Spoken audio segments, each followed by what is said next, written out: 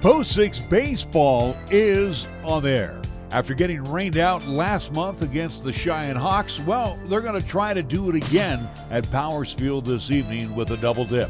Post 6 baseball on 1480 K-Ray is being brought to you by our fine sports sponsors.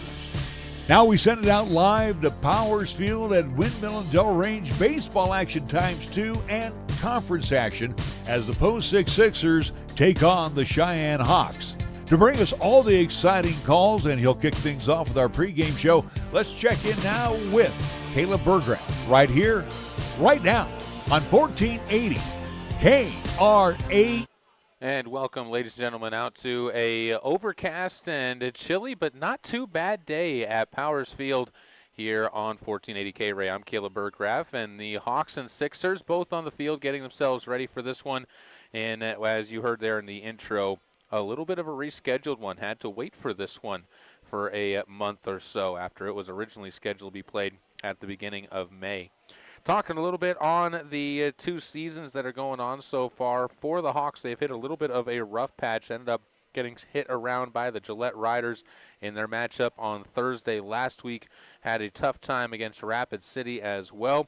Did get a win in this month against Laramie Rangers. Also got a win against the Douglas Cats, but that have been the only two in the month outside of their last game on the 31st when they were able to take down the Tigers in a 6-1 contest. So a little bit of a rough patch, maybe a little bit of a bright spot coming out of it for the Hawks from Cheyenne Post 6. Meanwhile, for the Sixers, their season, it's gone a little bit of the other direction. They came into it with some tough patches that they had gone through as far as the losses to the Hard Hats, but coming out of the Hard Hats, end up beating the Laramie Rangers with a double pack, beat Rock Springs with a pair, ended up losing to Creighton Prep and the Blue Jays 17-3, so a tough bumping around there from the Blue Jays, and then turned around and beat FNBO twice on Sunday in that weekend's double dip against the FNBO squad. 6-5 and 6-4, won some close games. Also got two wins against the Jackson Giants, 7-5 and 8-1 to improve in their conference standings as well. 18-7 so far on the season for the Cheyenne Sixers as they come into this one.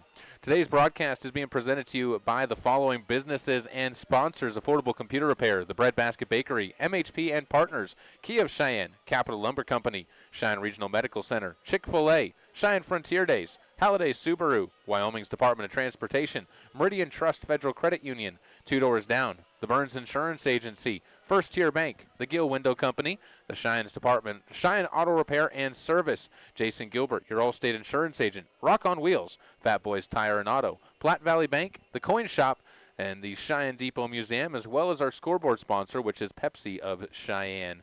As always, bringing you our wonderful scoreboards, which have been pretty happy for the Sixers as of late. We had a chance to sit down and talk with the head man in charge of the Sixers, as that was Brad Barker. We'll sit down and talk with him after this 2-minute timeout. Back in 2 minutes on 1480 K-Ray. Hi, this is Larry Proative talking about affordable computer repair. Lanny at Affordable Computer Repair in Cheyenne reminds you whenever your personal computer, laptop, or iPad is not performing to your standards, then it's time to call Affordable Computer Repair in Cheyenne at 307-256-8971 and let Lanny's many years of experience fix or address the problems that may exist. Also, watch out for those bad elements out there to harm your computer.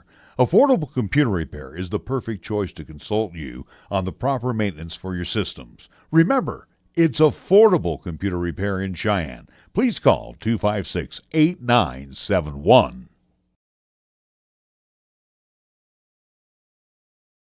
If you're looking for a quick breakfast or lunch, you're looking for the Breadbasket. If you're busy and can't take time out for a healthy breakfast, stop in and try one of our breakfast burritos loaded with potatoes, eggs, cheese, bacon, and our homemade green chili wrapped in a 12-inch flour tortilla. Or, for a fast lunch, try our delicious cabbage burgers, hamburger, onions, and cabbage wrapped in bread dough and baked to a golden brown. Treat yourself to a fast breakfast or lunch today at the Breadbasket Bakery and Sandwich Shop, 1819 Maxwell Avenue, Cheyenne's hometown bakery. wrap. We're here for you. I'm AJ Miller for Kia of Cheyenne, and for 20 years, our customers have always come first. It's a great time to see the new 2025 Kia Seltos, packed with features and awesome conveniences to make your drive safe, comfortable, and enjoyable. The 2025 Kia Seltos has available all-wheel drive, 10-inch panoramic displays, premium sound, and much more. Kia just keeps adding value for the money. Come by Kia of Cheyenne, call 775-0123 or go to KiaofCheyenne.com, and we'll continue to make it easy.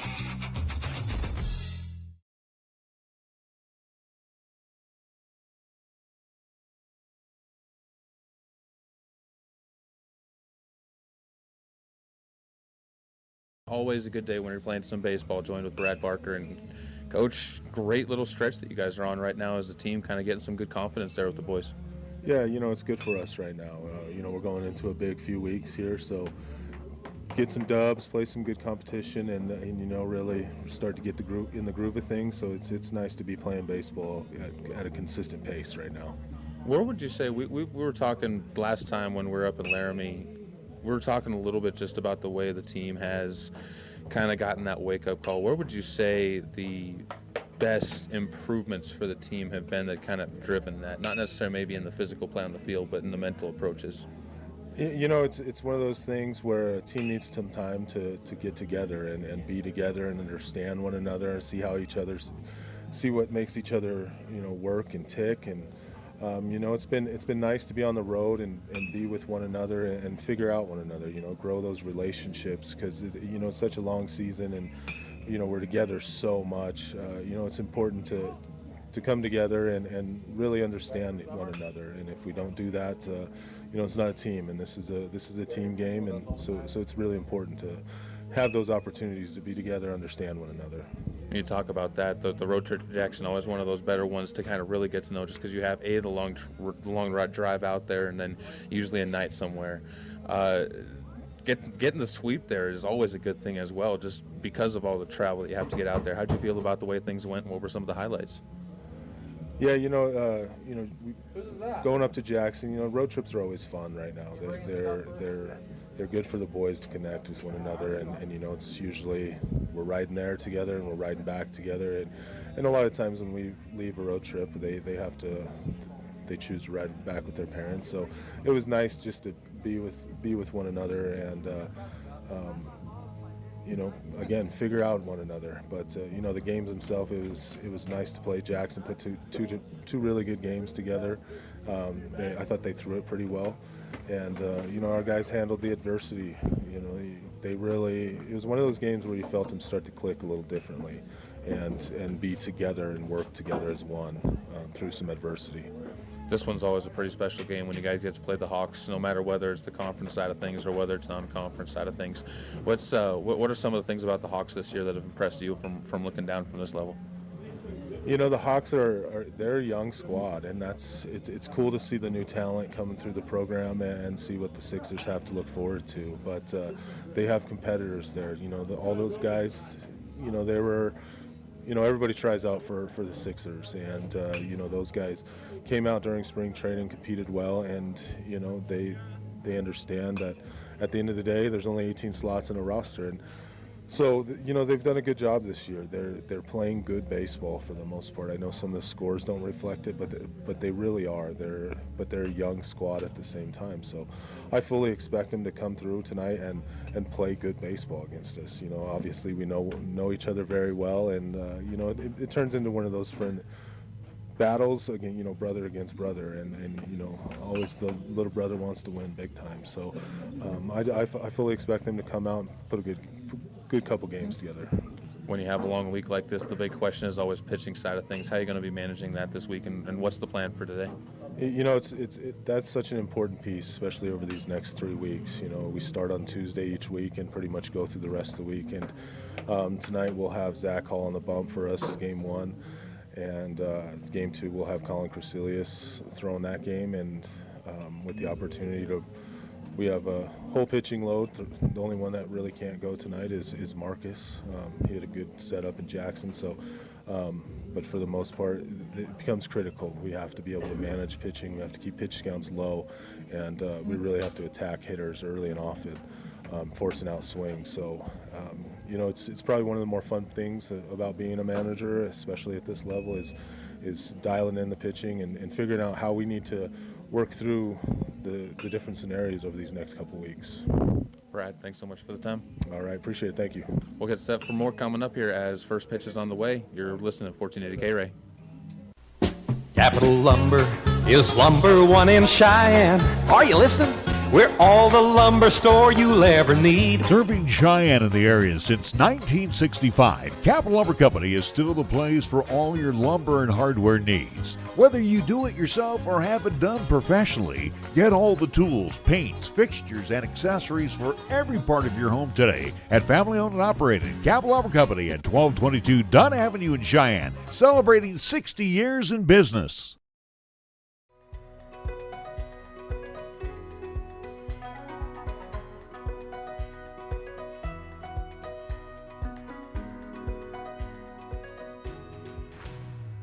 From your head to your toes, we're here to keep you moving.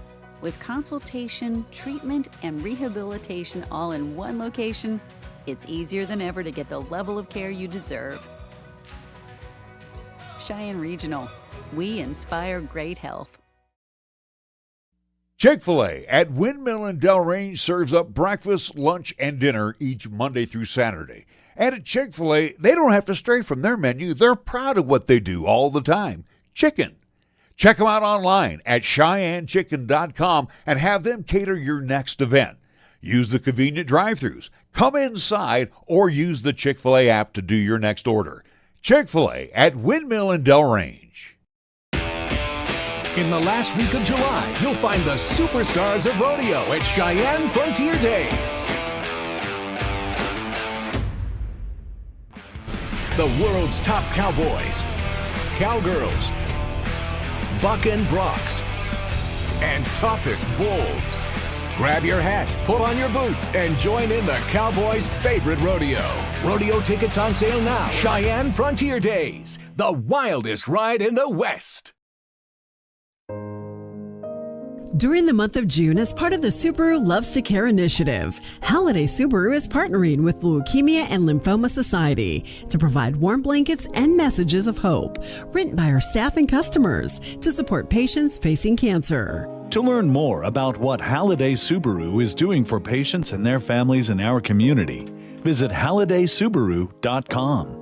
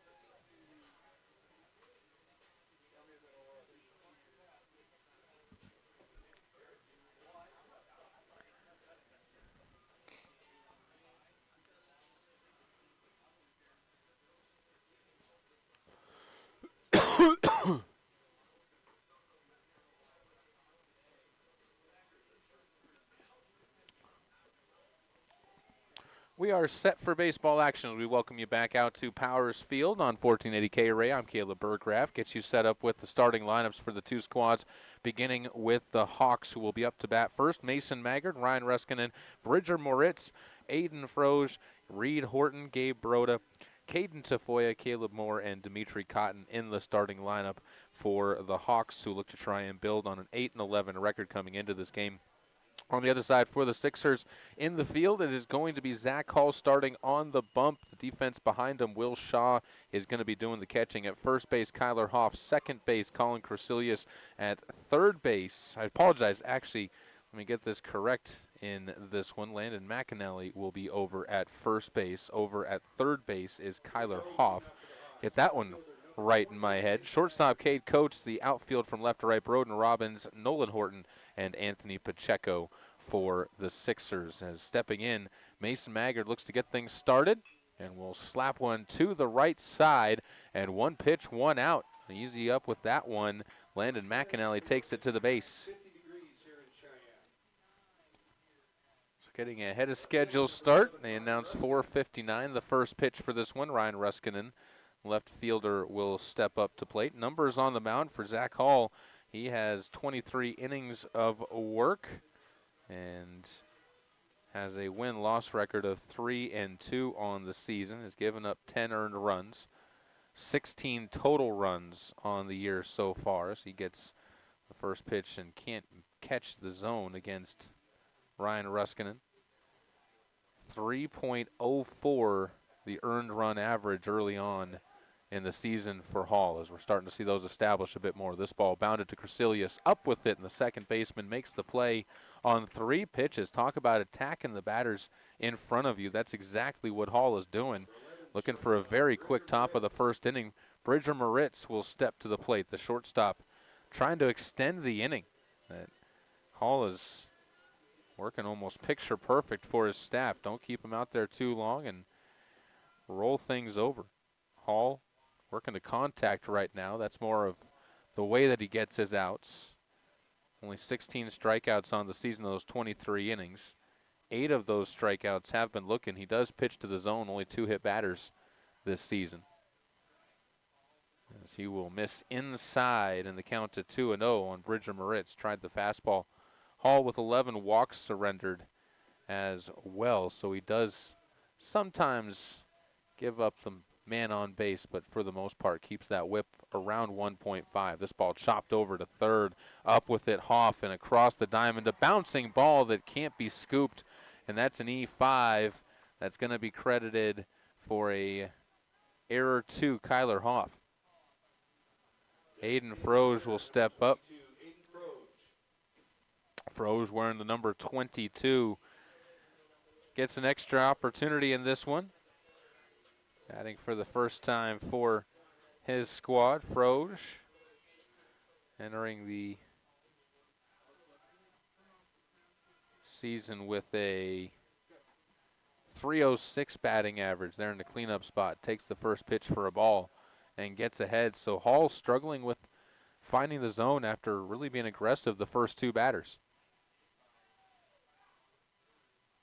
Pick off to first base, had him leaning, but just able to get the hand back in. Moritz was called safe by the umpire in the field.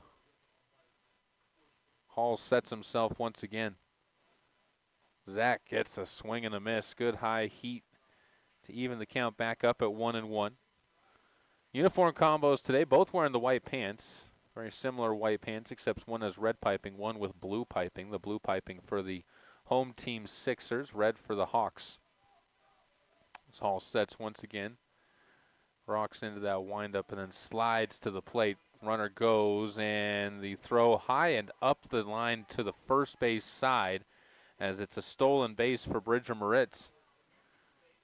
Call was a ball, so the count moves to 2-1. Excuse me, 1-2. It was a strike. The home plate umpire correcting things.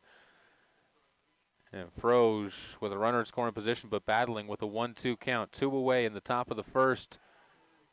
Takes, and that one, everybody wearing the navy blue of the Sixers thought they were heading back to the dugout.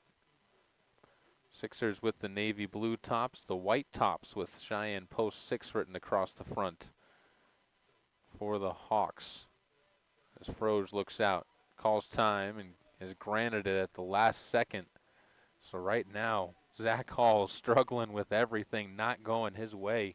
When you talk about the bad breaks, got what he thought was a called strike 3, ends up seeing it called back. Now right in the middle of his windup, has time called.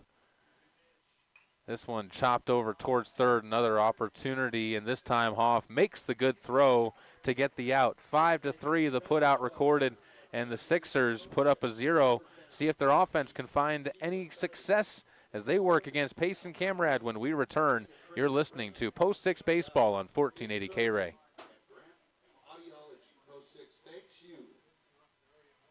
I'm here to remind you to buckle up. One of the safest choices drivers and passengers can make is to buckle up. Buckle up all the time for short trips and long trips. The right seat belt fit does matter. Buckling up helps keep you safe and secure inside your vehicle, whereas not buckling up can result in being totally ejected from the vehicle in a crash, which is almost deadly. Click It or Ticket isn't about citations. Law enforcement issues tickets to save lives and prevent serious injuries. Join the U.S. Department of Transportation's National Highway Traffic Safety Administration and law enforcement nationwide for the Click It or Ticket High Visibility Seatbelt Enforcement Campaign and help us urge everyone to buckle up when they're in their car. Paid for by Federal Highway Safety Funds. Sometimes you're anticipating it. Sometimes it's unexpected. Occasionally it's something small. But most of the time, it's a pretty big deal. It's your best day ever. And Meridian Trust Federal Credit Union is proud of the part we play in making each of them happen.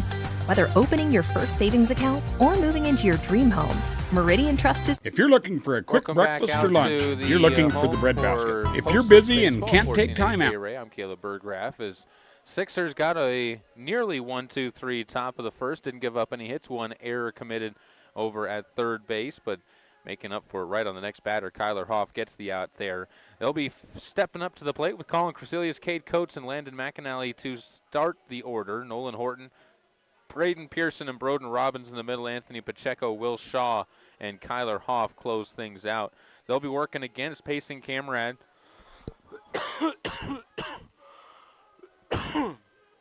Excuse me, Payson Camerad on the season so far, as we got to work on getting that tickle out of the middle of the throat. And Camerad, 5 starts, 7 1/3 innings pitched on the season, has an 0-2 win-loss record, and earned run average, not necessarily the prettiest, sits at 19.09. He has given up 20 earned runs, 26 total runs on the season, 16 walks to 7 strikeouts, so struggled with his command out there on the mound. Payson will work against Crecelius, who leads things off, the second baseman for the Sixers. Really a great leadoff man in that regard for the Sixers roster. First pitch misses, though, and the count goes to 1-0. Where both of these teams have long schedules coming up for them this week. Thursday against Lewiston.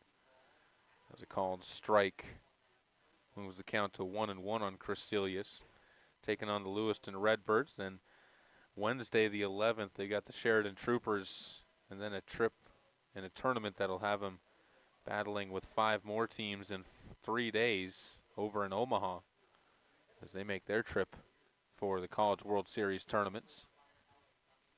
The 1A tournament over there in Omaha, so they're getting themselves a little bit more prepared for that, and also coming off of games against Wheatland and the Tigers. It's count at 1-2 against Crecelius. So both teams not necessarily throwing the top of their pitching staffs for today's contest. Pitch upstairs.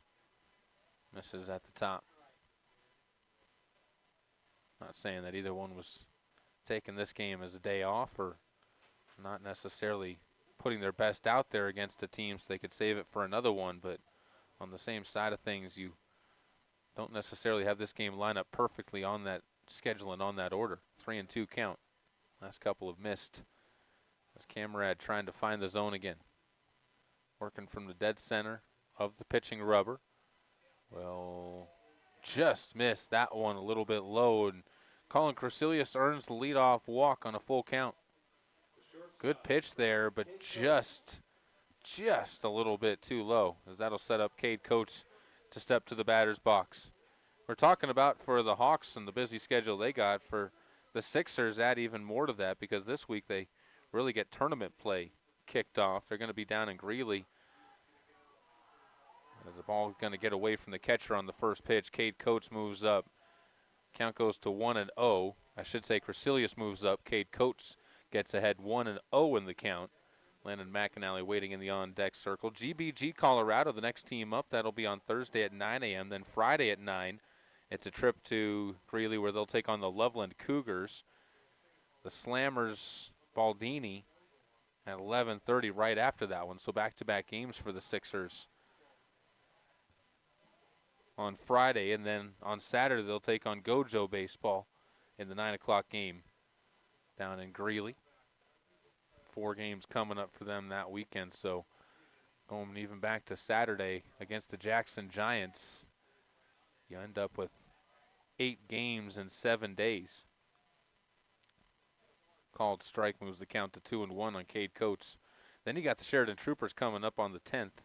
That'll be here at Powers Field, so at least a home game on that set before you got another trip down to the Nooch, right smack dab in the middle of the month. This ball going to again be bunted down by Coates. A good one, executed well by Camerad on the mound for the 1-3 putout, but the run does move up, or the runner does move up an extra 90 feet to third base. Crecilius now in scoring position after the sacrifice bunt, and Landon McAnally with a chance to try and add to his RBI tallies on the season.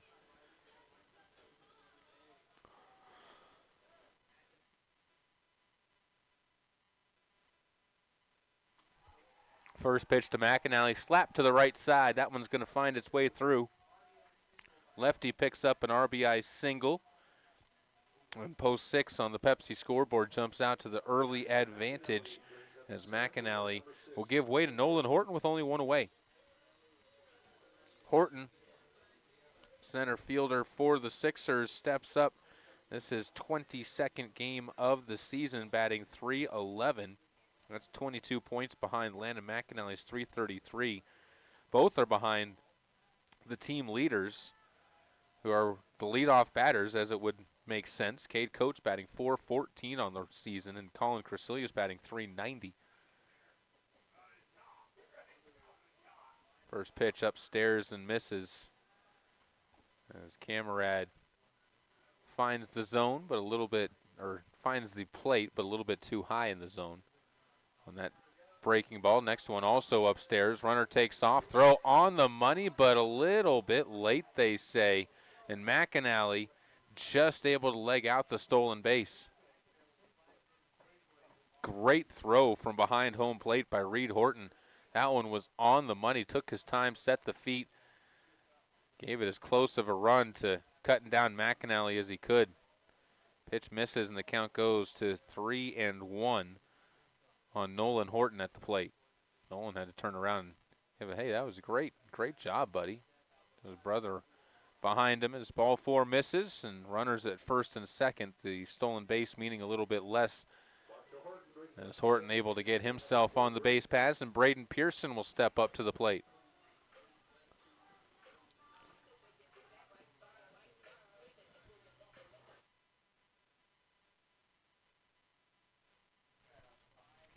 Pearson DHing today, .367 hitter. A little bit more pop than some of the other batters on this roster this year. 4 triples on the season, 3 doubles as well. The only one that can match him in those numbers, really Nolan Horton, as this pitch out in front bounces up, and Braden Pearson gets ahead in the count, 1-0. Those 4 triples tied with Horton for the team lead. A bunch have 3, so they've been able to show off their speed, and that's been one of the fun things about this Sixers team, is that off-speed pitch spiked into the dirt. Both runners move up as it bounces away from Reed Horton, and that one's going to go as a wild pitch. 2-0 the count to Braden Pearson, and the command issues starting to rear their ugly head against Camerad.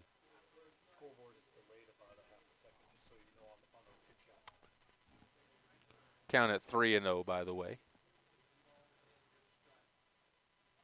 And that one misses upstairs as well, so back-to-back walks, and the carousel starting to load up for the Hawks.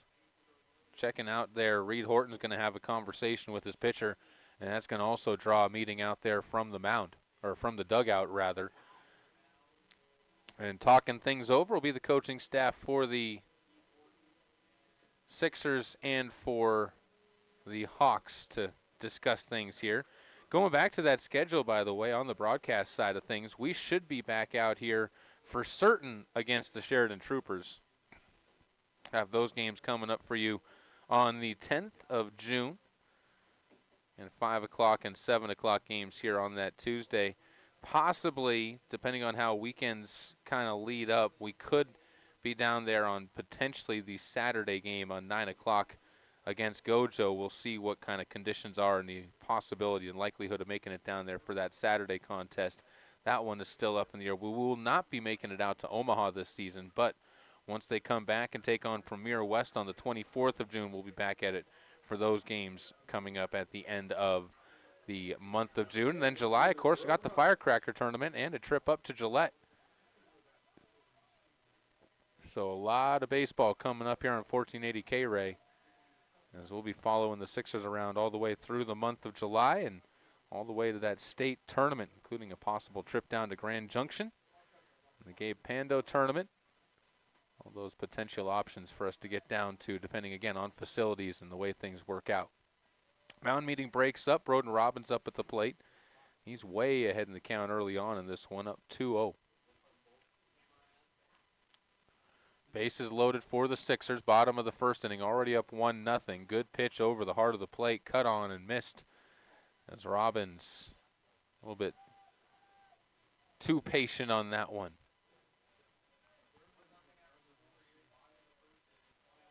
Left-handed batter with Robbins. High leg kick, and that pitch misses upstairs. 3-1, in danger of 4 straight walks, or 4 walks in the inning, and 3 of them coming in a row. Camerad just struggling to find the zone. Missing up, missing down, and there's not one specific place that he's missing either. And that's what makes it even tougher as a coach, is he will end up walking Robbins, who brings home a run, make it 2-0. Landon McAnally crosses the plate, and Anthony Pacheco will step up to the plate. Pacheco playing in right field, right-handed batter. As I mentioned, on the season, 380, the batting average, one of the tops on the team. And when you got that coming up in your 7th spot, that's always a pretty thing for a coach. This pitch, curveball, misses way upstairs. Having to get out of the crouch was Reed Horton.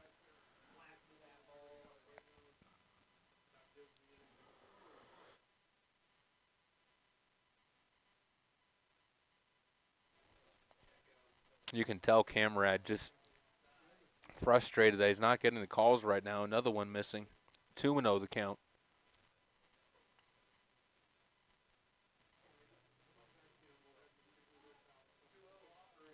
That one cut on and missed, and that's the thing for Camerad. He's got to realize when he's gone into the zone, he's actually had some success against these other batters. Just needs to have that confidence to throw in there, regardless of what might be staring him in the face. That one called a strike, and then he gets the confidence from the umpire that you're not afraid, and the umpire's going to start leaning more towards your way, but you have to have that confidence to throw in and challenge the hitters from time to time. 2-2 pitch. 1 away in the bottom of the first inning. 2 runs already across. Make the count full. That one misses well up and away. Camerad digging deep for a ground ball, maybe a potential double play. Although Pacheco does run well on the base paths. This one hit to left field. Not a lot of velocity behind it. Gets pulled up into the grass. That's going to allow the second runner to come around from second. As 2 runs will score, Pearson following Horton across the plate. It's 4-0 in the bottom of the first inning for the Sixers on top of the Hawks after the single by Pacheco, the second hit of the inning. 2 RBI hit for Pacheco brings up the catcher, number 2 RBIs for Pacheco, and now Will Shaw will step to the plate. Catcher for the Sixers. Hasn't necessarily seen a whole lot of opportunities at the plate so far this year. He's only played, in fact, in 7 games, 14 plate appearance. Still batting .333 on his opportunities as the runner's going to take off for second and gunning him down. How about the throw from Reed Horton? The double steal will see Pacheco cut down trying to swipe second base on the 2-6 putout. Up to third goes Broden Robbins. But the second out gives the Hawks a chance to really get out of this one without giving up any more damage. And now a nice slide to his right in order to make the block back there by Horton. 2-0 count. Shaw looking for a base knock to add one more to a crooked number that already says 4 on the board. Called strike. And the count goes to 2-1. 1-2, excuse me.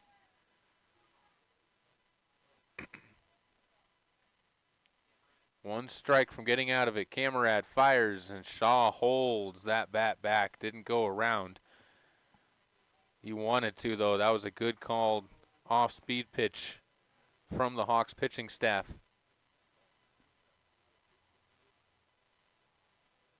Two and two. Upstairs, that one misses. 3-2. Shaw has been able to work this one back after trailing 1-2. This is the third full count of this inning. Also the 6th 3-ball count of the inning to the 8th batter of the inning. Long inning out there for Camerad, who takes that one, and that one somehow missed. Must have been inside. Looked like a really good pitch and just didn't get the call. Puts runners onto the corners. Kyler Hoff gets an opportunity to bat in the inning. Swinging at .250 in his 14 games so far this season. Most of them is playing at first base. This time playing over at third. Hoff also changing the jersey number, wearing 33 today instead of his typical 13. I thought there was something different about what you saw out there from him, but hopefully for him doesn't change the success that he's had out there on the diamond for him.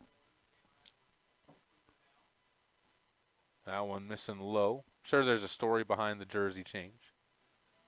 Always is.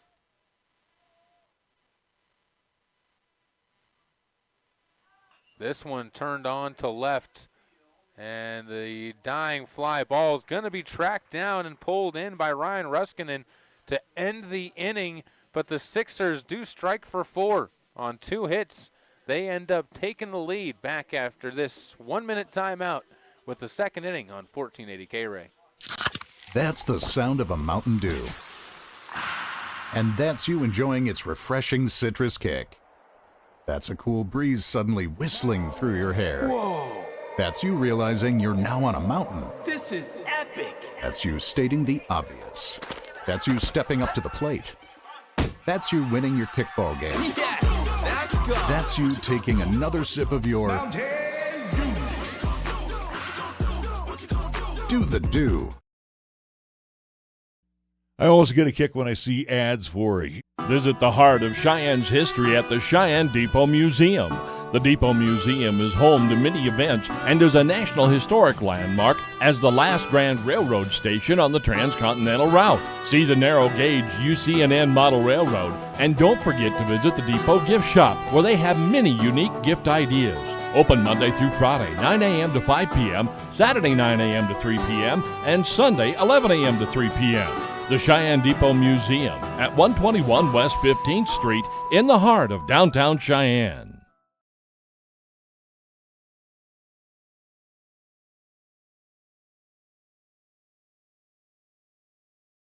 Before too much more damage could be done, as Post. Back out there onto the field and onto the mound after a long time in the dugout. Zach Hall will take to the mound after about a 15-minute breather in the dugout. He only had to end up throwing 11 pitches in the top of the first inning to get through it.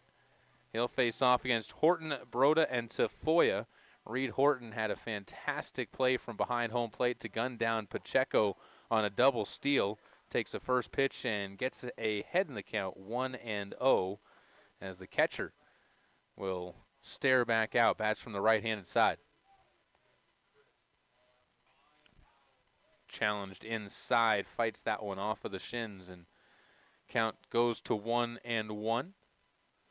Good crowd on hand. Again, weather not bad. It's overcast, kind of doesn't look great outside. If you're looking out the window, it looks a little cold, but you actually step out into it, it's somewhat comfortable for the fans sitting out there. That one missing low. So a decent crowd on hand and expected to grow. Of course, just after 5 o'clock, so a lot of people just getting out of work, getting through the traffic and making their way here. Happy to have those of you who are doing so and making your way to the ballpark with us right now on your drive over to the Powers Field complex here on the top of the hill off a Windmill and Dell Range. 3-1 count inside, and Hall loses him.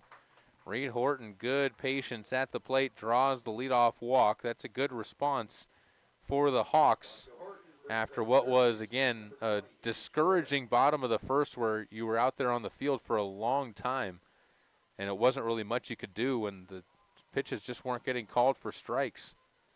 Gabe Baroda, third baseman. Some soul being played as he steps up for his walk-up song. Baroda, third baseman, takes upstairs. Runner fakes going, doesn't actually take off. Pitch called a ball, and everybody stays put where they're at. Just maybe trying to test the throwing time for Shaw behind home. Foul ball moves the count to 1-1. Talked about Hall, only the 3.04 ERA. That's dropped even a little bit more with another inning of work under his belt. 23 innings of work, in fact. Shows he's gotten the longevity for the Sixers this year. That's what they're hoping for in today's game. We talked about that with Brad Barker before the game got going, said that this is the time of year when pitching becomes a vital resource. You got to be careful about managing it, but you can really get help from the rest of your team out there. Runner takes off. Throw bounces twice as it was short-armed a little bit by Will Shaw and safe with the stolen bases. Reed Horton pitch also missed, so the count goes to 3-1.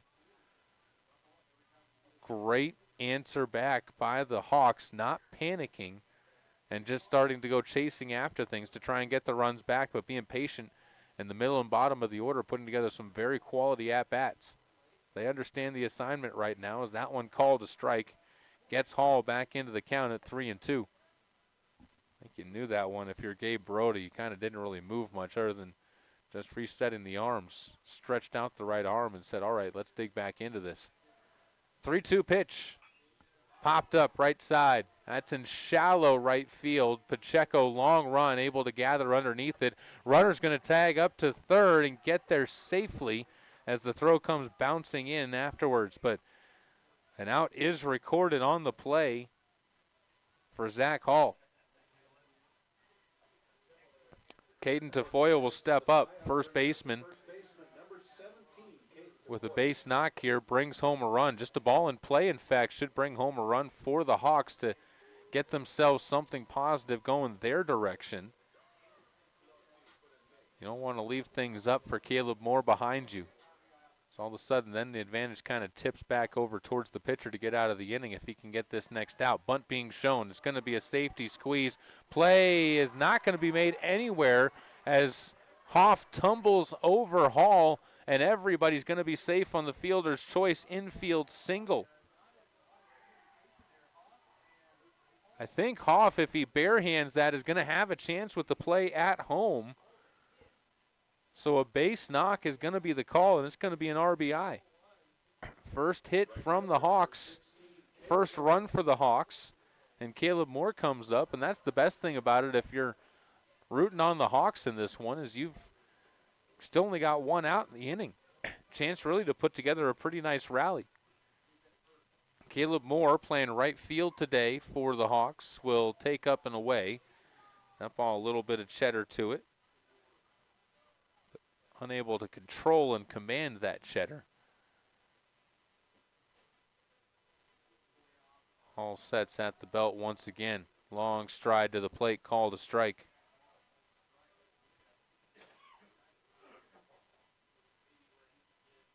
So if you can get a crooked number up in this inning, you got to feel a lot better about going back out onto the mound on defense. This ball hit well into center field. Nolan had a little bit of a tougher read of it at first, didn't necessarily get a great jump on the ball, but it wasn't necessarily too far away from him, so able to slide underneath it, puts it away for out number 2. And now Dimitri Cotton will try and flip the lineup over. Dimitri had some time up at the Sixers level, was playing catcher for them for a few games.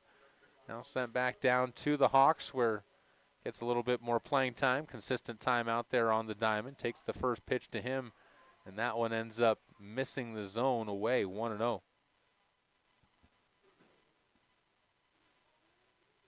Right-handed batter, wears number 18 on the back, red helmet. Runner takes off. They're going to challenge Shaw a lot in this game, be aggressive on the base paths, and another stolen base. You're not doing much to hold him either if you're Hall. You haven't really been changing up your timing. You've just been kind of catch and throw.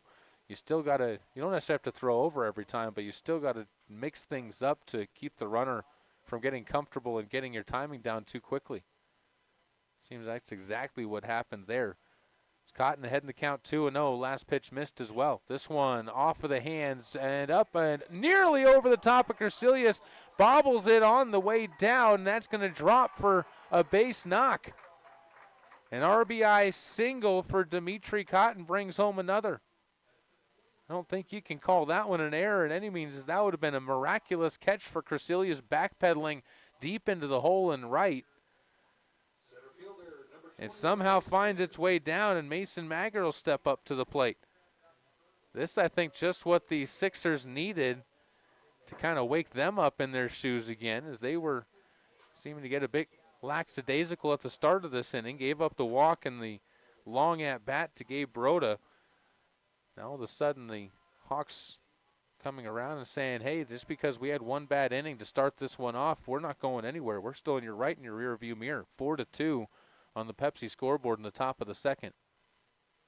Great response coming from the Hawks in this conference matchup. 1-1 count on a fastball that dots the outside.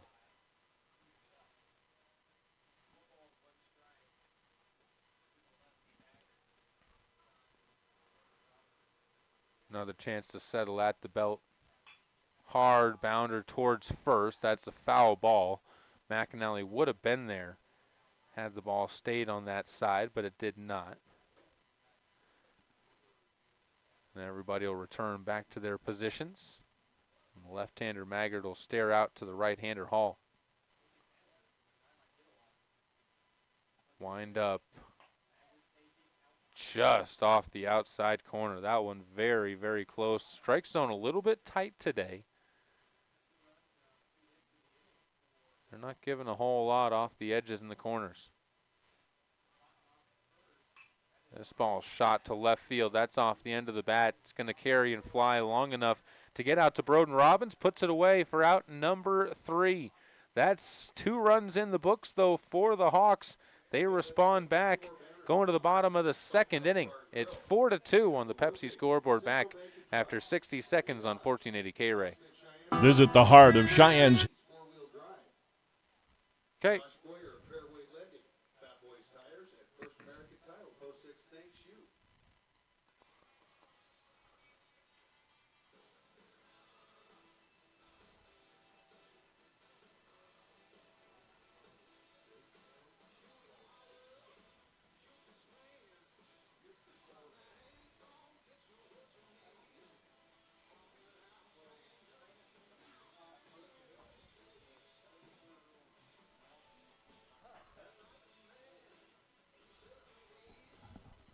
Why isn't your ace pitching today, man?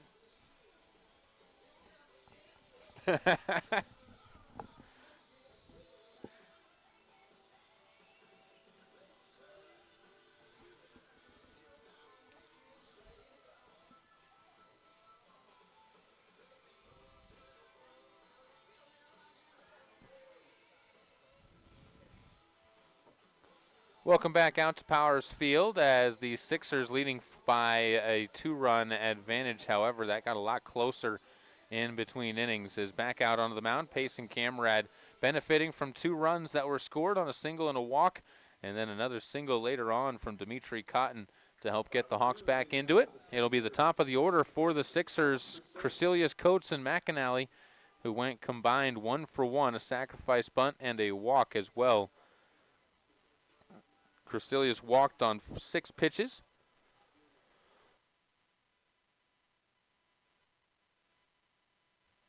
As he steps back into the right-handed box and will take a first pitch for a strike that crosses over at the knees.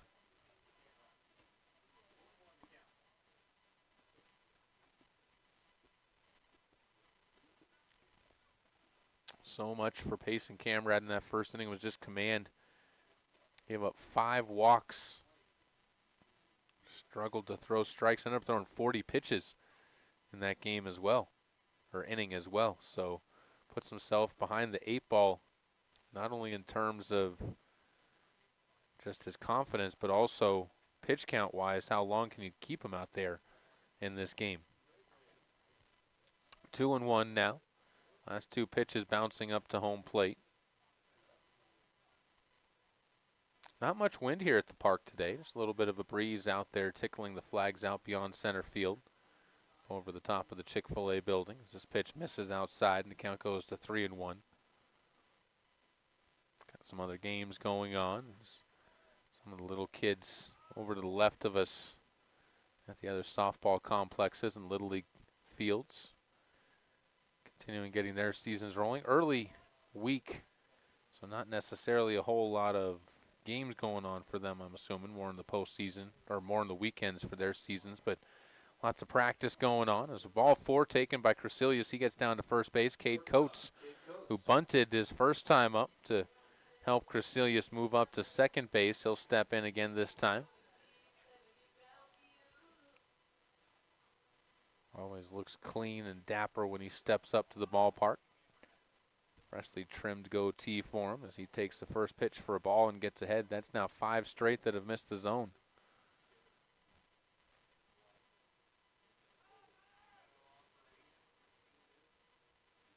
Long lead over at first. Pitch misses though, and the count goes to 2-0. And right now, if you're the Sixers, there's not a whole lot of incentive to take swings. Just a lot of pitches missing the plate and not missing by little bits either. You're not really making them even think about it, to be honest. Another one bounces into the dirt. Crecilius off with the pitch. He'll move into second base with a stolen base. Second one of the Sixers' assault.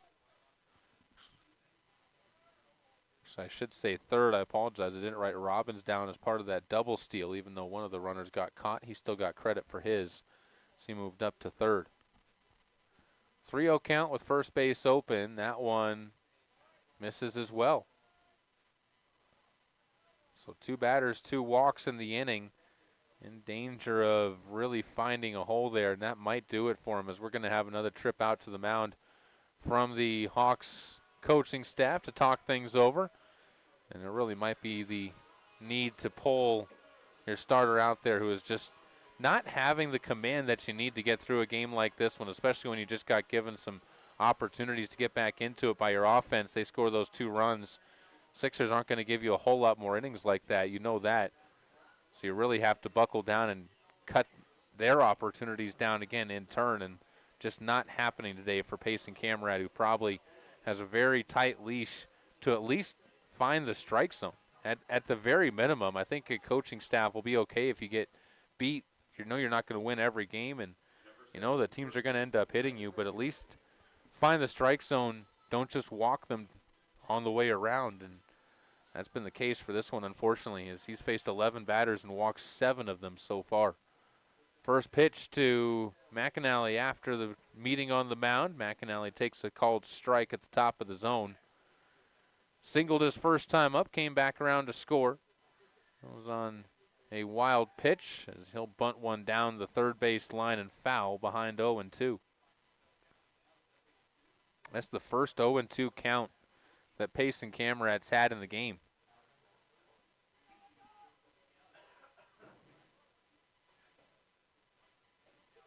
McAnally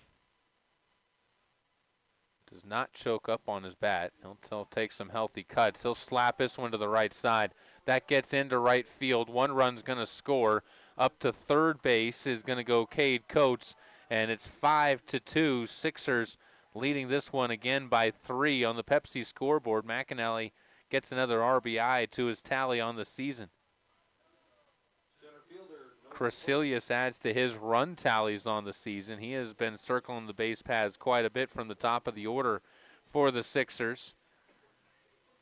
Just this season alone, Crecilius already with 20 runs. That's not even tops on the team. Cade Coates ahead of him in the next spot in the order with 26.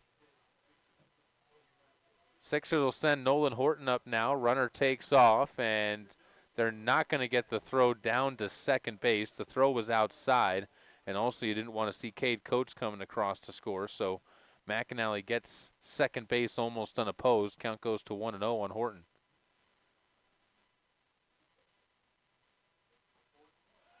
Takes that one low, and the count to 2-0. Dropping down just below the knees as these are coming in. They're over the top of the plate, just not necessarily over the level that they need to be at. Zone's also a little bit high today, as that one called a strike 2 up near the letters.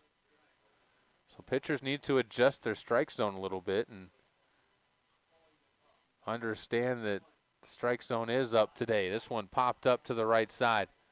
Foul territory, and putting it away with difficulty. Tafoya drifts over that way, coming home and tagging on the play will be Cade Coates. It's a sacrifice fly to the first baseman in foul territory that adds another run to the lead, make it 6-2. But a great play, no matter what, made by Tafoya down the right field line. Falling backwards into the grass, which is wet, by the way. It has rained a little bit today. All the more difficult on that play. Fantastic body control made by the first baseman. 6-2 the score, so both runs that were scored in the top of the second inning have been picked up again by the Sixers. They look to add one more, as over at third base stands Landon McAnally. Braden Pearson up to the plate with one away. That's the thing, you look up at the scoreboard, and if you're the Hawks, you've been out there for so long, and you just still have a long ways to slog through this inning. 1-1 count with one away. Pearson's first time up ended up walking on 4 straight pitches. Takes a huge rip at a fastball on the outside, and Camarad able to blow it by him. See if they come back with maybe something off speed after they got him out in front of that fastball. Pearson takes downstairs. It was another fastball. This one deflects off the catcher's gear, and that's going to allow McAnally to come across and score as he brings home the third run of the inning, make it 7-2. Hawks command struggles continue to derail their opportunities. Pearson's count goes to 2-2 with the last pitch missing. Base is empty now. He'll turn on this one and tattoos that to left. That one sailing up and against the fencing is going to see it brought back in, but not quickly enough to keep him from having a headfirst triple in the second base hit of the inning. First triple of this one for Pearson. I don't know where I'm getting third from right now. It's a 3-bagger. That's about all I can say. My goodness, that one on a warmer day makes it out of this ballpark. And Braden Camarad, who had himself a chance to maybe get out number 2 after getting ahead of that batter, can't escape the clutches of Pearson's cuts, and that one smoked out to left field. Sets up Roden Robbins, who walked his first time up, got an RBI as the bases were loaded. He'll foul off the first pitch that he sees. Pacheco waits on deck, still just one away in the inning. Pearson looking for another 4 spot in the inning if he can come across home plate. Just need a ball in play, and that one won't give Robbins a chance as that one drops low. Count to 1-1.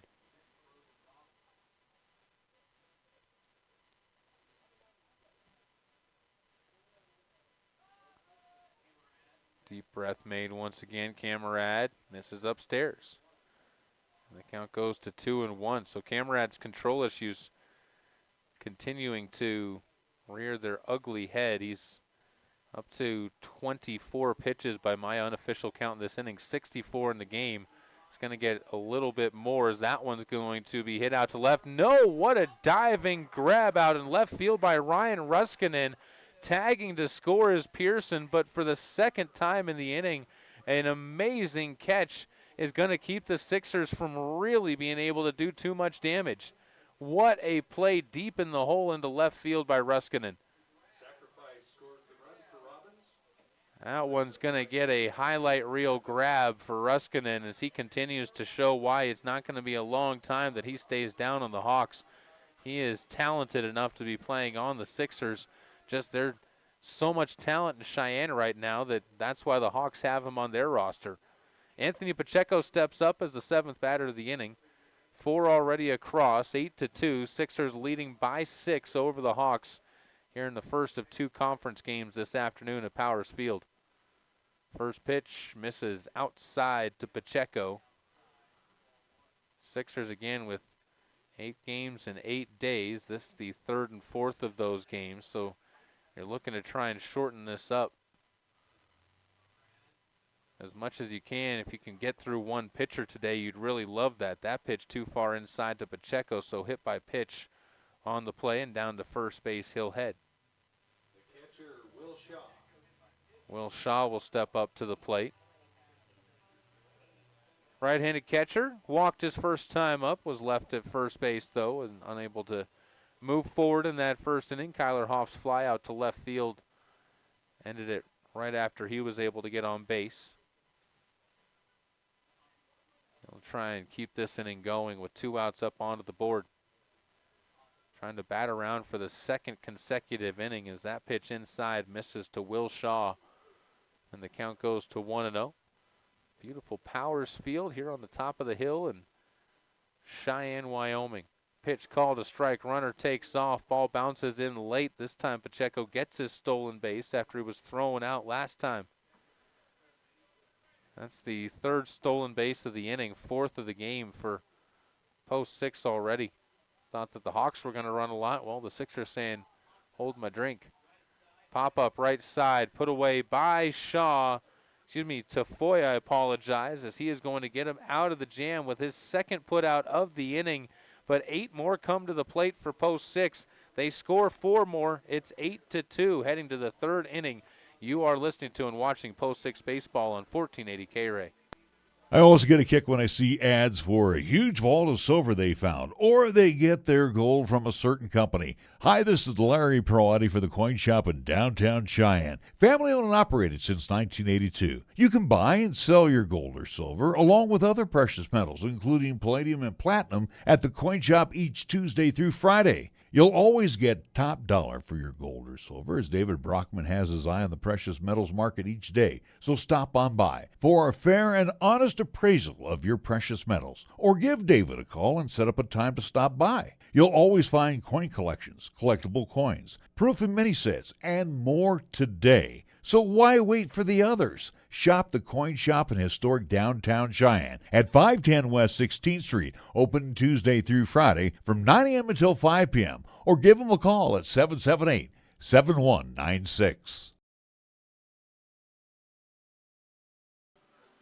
Post 6 continues to have a fantastic offensive game here at Powers Field. Defensively, had a little bit of a rough patch as Zach Hall gave up 2 runs in the top of the 2nd inning, but still controlling the Hawks and their lineup. We'll be sending up 2, 3, and 4. Ryan Ruskin and Bridger Moritz and Aiden Froge. A group that ended up going 0 for 3 officially. All 3 of them grounding out, one of them reaching on an error in Moritz. As Hall will hope to have that same success against them this time around. Hall walked and gave up 2 singles in his last inning. And the stolen bases, as the Hawks were very aggressive on the base paths, really helped him out a lot too. So he'll wind and fire, and this first pitch popped up. Same thing that happened last time he faced against the top of the order, and that was getting the easy pop fly. 1 pitch, 1 out. As Pacheco actually the one who comes in from right field to call him off. Bridger Moritz will step in after the mile-high pop-up. Moritz grounded to 3rd his first time, and Kyler Hoff was up to the task, made the strong throw across the diamond, but bounced it as the timing would have ended up beating Moritz, but the location did not. Moritz cuts under this one. Same spot, a little bit more shallow, and just on the edge of the outfield grass. Crecilius puts it away, so 2 pitches, 2 outs. And the top of the 3rd inning progressing along swiftly for Hall on the bump. Aiden Froge will step in, DHing today, grounded out to 3rd. Gave Kyler Hoff an immediate opportunity to rectify for the error that he made earlier. And he did so with a perfect throw across the diamond. Froge falls behind 0-1, as after seeing the first 2 batters pop out on the first pitch they saw, guarantee you he almost had a take sign on from the coaching staff. 0-2, or 0-1, excuse me, turns to 1-1. That pitch ducks a little bit too low and away. Again, we've seen the pitches upstairs getting the calls. The pitches downstairs have not been getting the strike call as consistently from the home plate umpire today. That one a bit too high, though, and the fastball moves the count to 2-0. Top of the third inning in an 8-2 ball game. Sixers will send 9-1-2 up in the next half. Inside, that pitch chasing Froge off of the plate, and the count goes to 3-1. On deck, Reed Horton, the catcher, walked to lead off the second inning and came around to score. And he'll have a chance to bat in the second consecutive inning as Froge earns the 5-pitch walk. And again, the Hawks continue to threaten, trying to scrape some runs across and score. Reed Horton, as we said, ended up with the walk his first time up. The catcher also has a caught stealing in the game so far as the defensive side, although he's seen 4 stolen bases outside of that against him. We'll see if they decide to put Aiden Froge in motion at all during this plate appearance. He'll bounce around the first one, but ends up staying put as the first pitch misses low and the count to 1-0. And now Zach Hall struggling with finding the zone. He's missed with 5 of his last 6. Rocks into that steady delivery, strides to the plate. That one's spoiled off of the backstop. Clouds continue to move across the outfield fencing. Again, slow pace drift out there on a very gray-blue day. Powers Field, this ball hit up the middle on the ground and taking it himself for the out. Why involve anyone else when he can do it unassisted? Cade Coates with the put out sends us to the bottom of the third. Sixers looking to tack on a few more, leading by 6, 8-2 over the Hawks on 1480 K-Ray. Rock on Wheels is Wyoming's premier bicycle shop. The service department offers quality and experience with a 48-hour turnaround guarantee based on parts and availability. They even offer tune-ups for your current bike along with powder coating and sandblasting. So swing by the shop and take advantage of the awesome prices for great bikes like Trek and many other name brands. Rock on Wheels even offers bike rentals for the avid rider. They're proud to be locally owned and operated. You'll find Rock on Wheels at 900 East Lincoln Way. Call 637-0020 to start pedaling your way to a whole bunch of fun.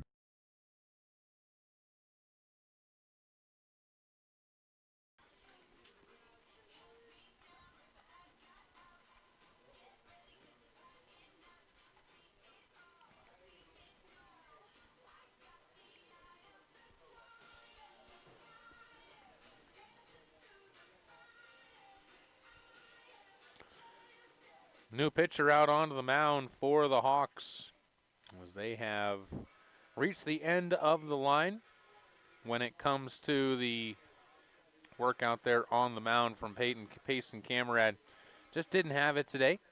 Wasn't ever able to really find a groove for himself out there on the mound. Couldn't quite find any command of his pitching, so it'll be Nolan Gorman who steps out onto the mound. Nolan. And we talk about the numbers for him pitching-wise so far this year. He's only pitched 2/3 of an inning, faced 5 batters, and ended up giving up 1 run. It was not earned. This time gets a ground ball to third, and Hoff, as he hustles down the line, is not going to be safe. And a 5-3 putout will be the first greeter for Nolan Gorman. So already a little bit more success in getting the leadoff batter for the first time. Crecilius, however, has not been retired today, so we'll see if Gorman can keep the success going into the number 2 man in the lineup. Crecilius, a pair of walks on a full count and on 5 pitches. His last time up, takes the pitch low, and the count goes to 1-0.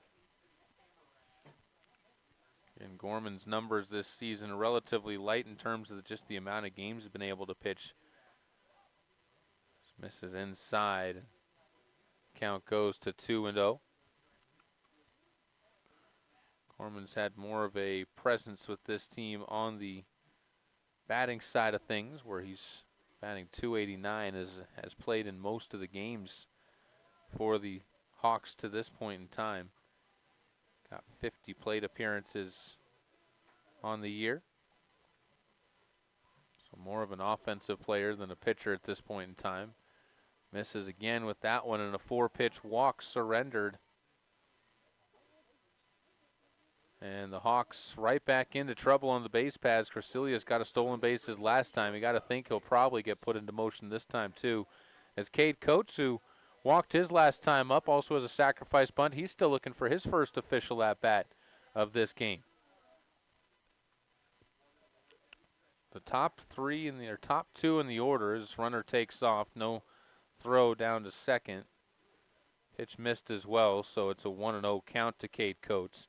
Top two in the order have a combined 4 walks and a sacrifice to them. The top 3 have not been retired. Nolan Horton adds to that, as he's got a sacrifice fly as the only putout that he's been in. He's walked. Braden Pearson's 1 for 1. He's got a walk. The first out that is actually truly recorded as an out in the record book is Broden Robbins, as Coates going to pop this one out to right field. Crecilius will tag from second as he's going to head up to third base. Throw is going to be cut off before it can get to him. Cade Coates flies out, and now 2 outs in the inning, all that's separating the Hawks from getting into the dugout after the play was put out by Caleb Moore out in right field. Landon McAnally, who's got a pair of singles, 2 runs scored and an RBI, hungry for his second RBI of this game against Gorman. 2 steals for McAnally as well. He'll chop this one over towards second, make a clean play, get out of the inning, and they do just that. A clean inning for McAnally as Dimitri Cotton makes the out at first. And we head to the 4th inning. 8-2, the score remains set. Back to Powers Field after this on 1480 K-Ray. During the month of June, as part of the Subaru Loves to Care initiative, Halliday Subaru is partnering with Leukemia and Lymphoma Society to provide warm blankets and messages of hope, written by our staff and customers to support patients facing cancer. To learn more about what Halliday Subaru is doing for patients and their families in our community, visit HallidaySubaru.com.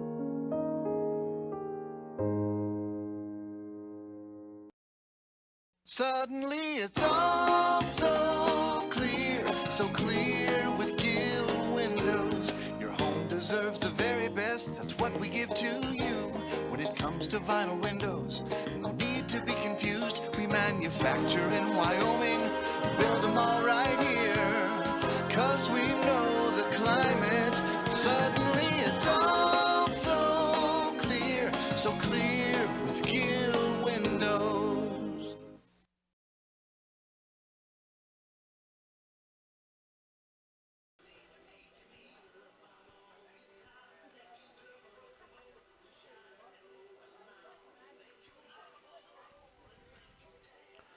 Zach Hall steps back out onto the mound for inning at number 4 of his work. He'll face off against the bottom of the order, Gabe Broda, Caden Tafoya, and Caleb Moore, the scheduled hitters. 1 for 3 in this crew's first steps through the batter's box against Zach Hall.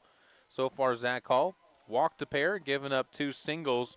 There's an error behind him in the field as well, but he has limited the damage that the Hawks have been able to do, and misses with his first pitch to Gabe Broda, the third baseman.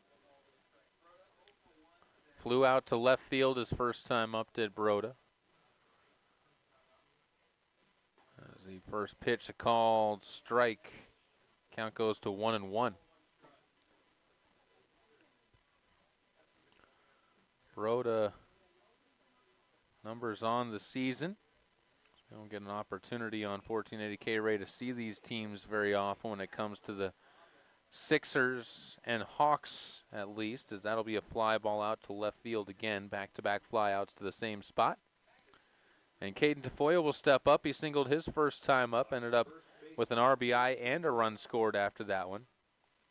Broda's numbers, though, .310 batter on the season. Tafoya drops down He's only batting 147 on the year, 34 at-bats. That hit was only his 6th of the year, 5th single. He's got a double as well. In fact, it's only his 3rd RBI of the season. His offense just has not been something that's come easy for the Hawks. Only one player, in fact, has been able to find more than single-digit RBIs. This ball shot past a diving try by McAnally, and Tafoya maybe finding the breakout of his slump. Gets a 1-0 pitch and serves that one out into right. One of the best struck balls that we've seen so far from the Hawks in this game. With one away, they'll courtesy run. No, that is going to be just someone going out to grab the shin guards and the protective gear. As Caleb Moore steps in. Ended up flying out to center field his first time up. Well struck ball that just carried straight into the glove almost of Nolan Horton out there in center for the Sixers. 0-1 after the first pitch. Ends up being called a strike on the outside, and a balk, I believe, is going to be called on Hall as he didn't disengage from the rubber before stepping to first, and that's a easy balk call for the umpire out there in the field. I saw that one from here, and that's when I can see it, and I'm not anywhere near to an expert on balks. That's a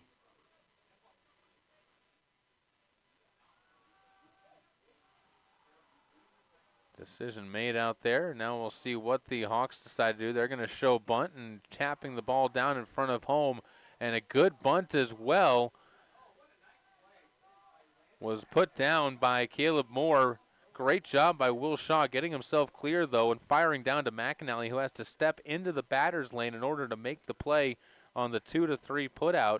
It does work as a sacrifice with Tafoya moving up the 90 feet, but Dimitri Cotton now has to try and get a base knock with 2 outs up onto the board. Great execution, though, by Caleb Moore. Cannot emphasize that enough on that bunt. Inside pitch, that kicks away, and that's the other reason why you do the bunt is you get an opportunity, and scampering home on a wild pitch to the backstop, Caden Tafoya brings home another run. No RBI, but a team run scored for the Hawks, make it 8-3 in the top of the 4th inning. And Sixers just seem to every once in a while lose their focus against this Hawks team from time to time, and that's been something they've been needing to work on late parts of this season. Great play, though, to close out the inning as Dimitri Cotton grounds this one to shortstop Cade Coates across the diamond for the 6-3 putout. Cleans up the mess, and we move on to the bottom of the 4th. 8-3, the Sixers leading this one by 5 on 1480 K-Ray. When you're paying the right price for protection, you just know it. It's that warm, fuzzy, totally secure feeling, knowing that you're not only getting great coverage, but you're also not paying too much for it. And there's no one that knows that feeling like Cheyenne Allstate agent Jason Gilbert, because he works every day to get people like you the coverage they need with the savings they deserve. Contact him for a free quote today. Allstate, you're in good hands. Savings vary based on the average annual savings reported by new auto customers surveyed in 2019 who switched to Allstate. Knock it out of the park with your family dinner tonight and score a home run with Two Doors Down. Two Doors Down menu selections are perfect for the active family. From gourmet burgers served with bottomless fries to soups and salads to the all-new platters. Two Doors Down, where you can enjoy a great dinner and still be able to take your family out to the ball game. Two Doors Down, 118 East 17th Street. For full menu and specials, go to twodoorsdown.net. Two Doors Down, flipping great burgers since 2009. Sixers on top by 5. Hawks refusing to go away as they score another run in the top of the 4th inning. Able to scrape that one across thanks to some great bunting and good base running out there on the field by Caden Tafoya. Now it's the Sixers' turn to try and answer back, and they lead off with Nolan Horton in the batter's box, and he chops one to the left side foul. Pearson and Robbins will follow. Pacheco, Shaw, and Hoff in the bottom third of the order will have the potential, if someone can get on base, to get a rally going. Sixers have scored in every inning but the third as this ball flared out to right field, and Horton is going to see that one put away for out number 1. relatively easy going for Nolan Gorman on the mound so far. 2 ground outs, 2 fly outs. Other than the walk, he hasn't seen anybody get on base against him. So one of those positive signs for a coaching staff when you're watching from the dugout. You want to see how pitchers work in different types of situations. We mentioned that Nolan only had pitched 2/3 of an inning coming into this one on the stats. Just hadn't gotten a lot of experience out there on the mound, and right now I think he's got to be impressing. Inning and 2/3, already tripling the amount that he's had on the season. Misses with that one, though. The count goes to 2-0. Didn't end up giving up a walk previously. That was on 4 straight pitches to Colin Crecelius, but he would be left stranded at second base, never able to come around and score. This ball popped up into the right side. That one has some carry, but camping out underneath it and putting it away. Caleb Moore gets the second out of the inning. Both of them fly outs to him. So Nolan Gorman now has retired 5 of the first 6 batters that he's faced as Broden Robbins strides the plate. 0 for 1. Walked in the first inning and brought home a run with the bases loaded walk, and then flew out to left field his second time up. That was in the second inning. Check swing, doesn't go, and the count goes to 1-0.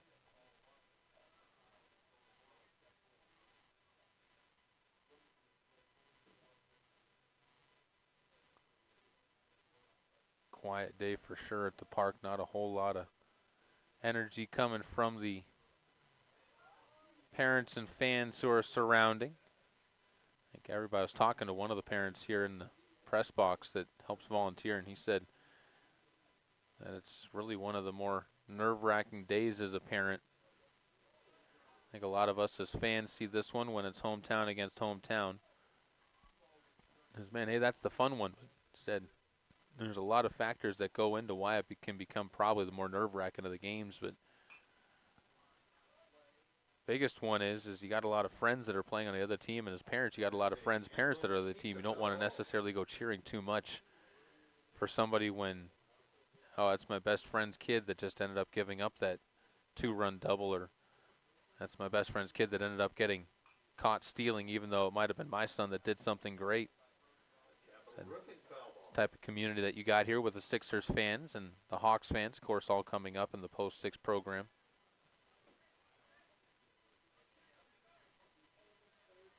End up building up those great bonds as you're there with each other for 8 years at a time sometimes, depending on when they start up in the program and continue on.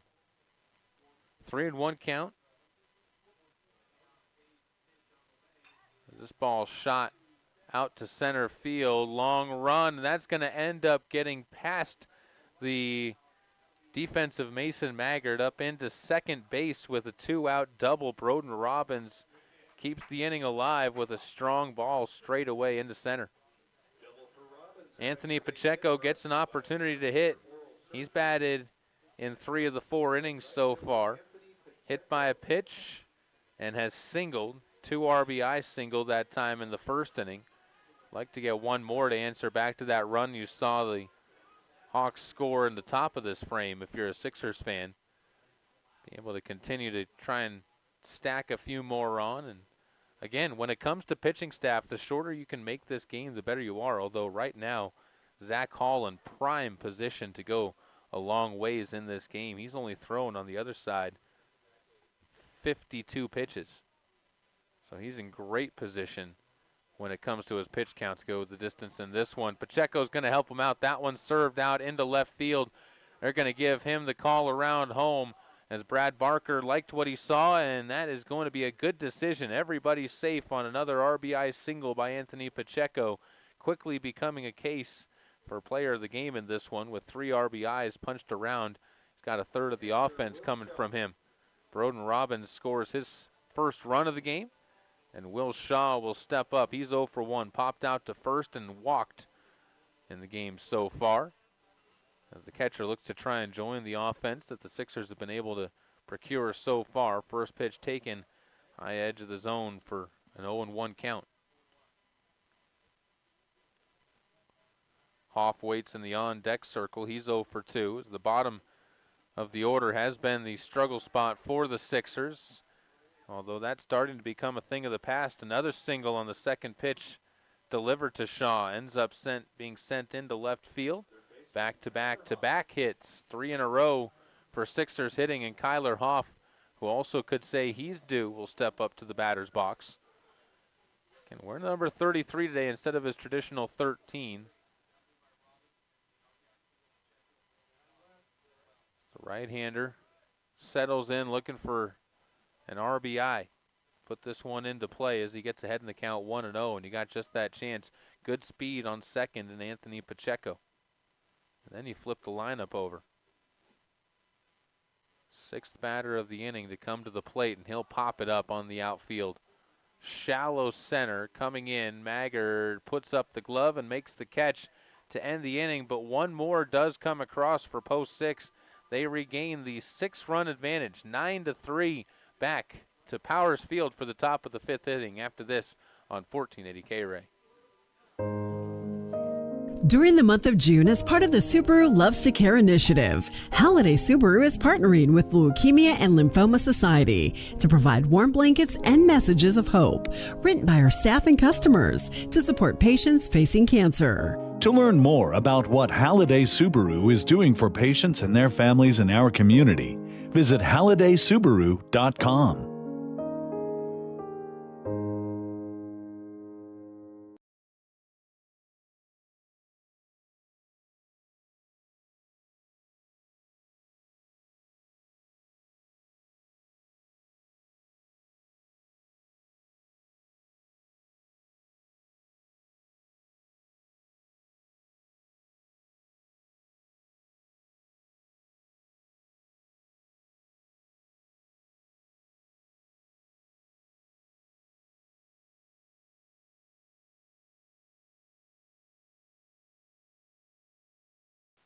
Welcome back out as we got a new pitcher onto the mound for the Sixers. Zach Hall is going to see his day called quits. As you understand that actually with him only having thrown 52 pitches, you really almost actually like the decision in doing this to end up involving your bullpen a little bit. And that is exactly what the Sixers are thinking as well. New pitcher out there on the bump is going to end up being Kian McDonough. McDonough on the season so far. 7 1/3 innings, most of them in relief, I should say. 6 appearances, 1 start. 48 batters faced. He has ended up giving up 10 hits, 15 earned runs, 16 total runs, 13 walks to 6 strikeouts. Pitches a lot more to contact, a 14.32 earned run average for Kian.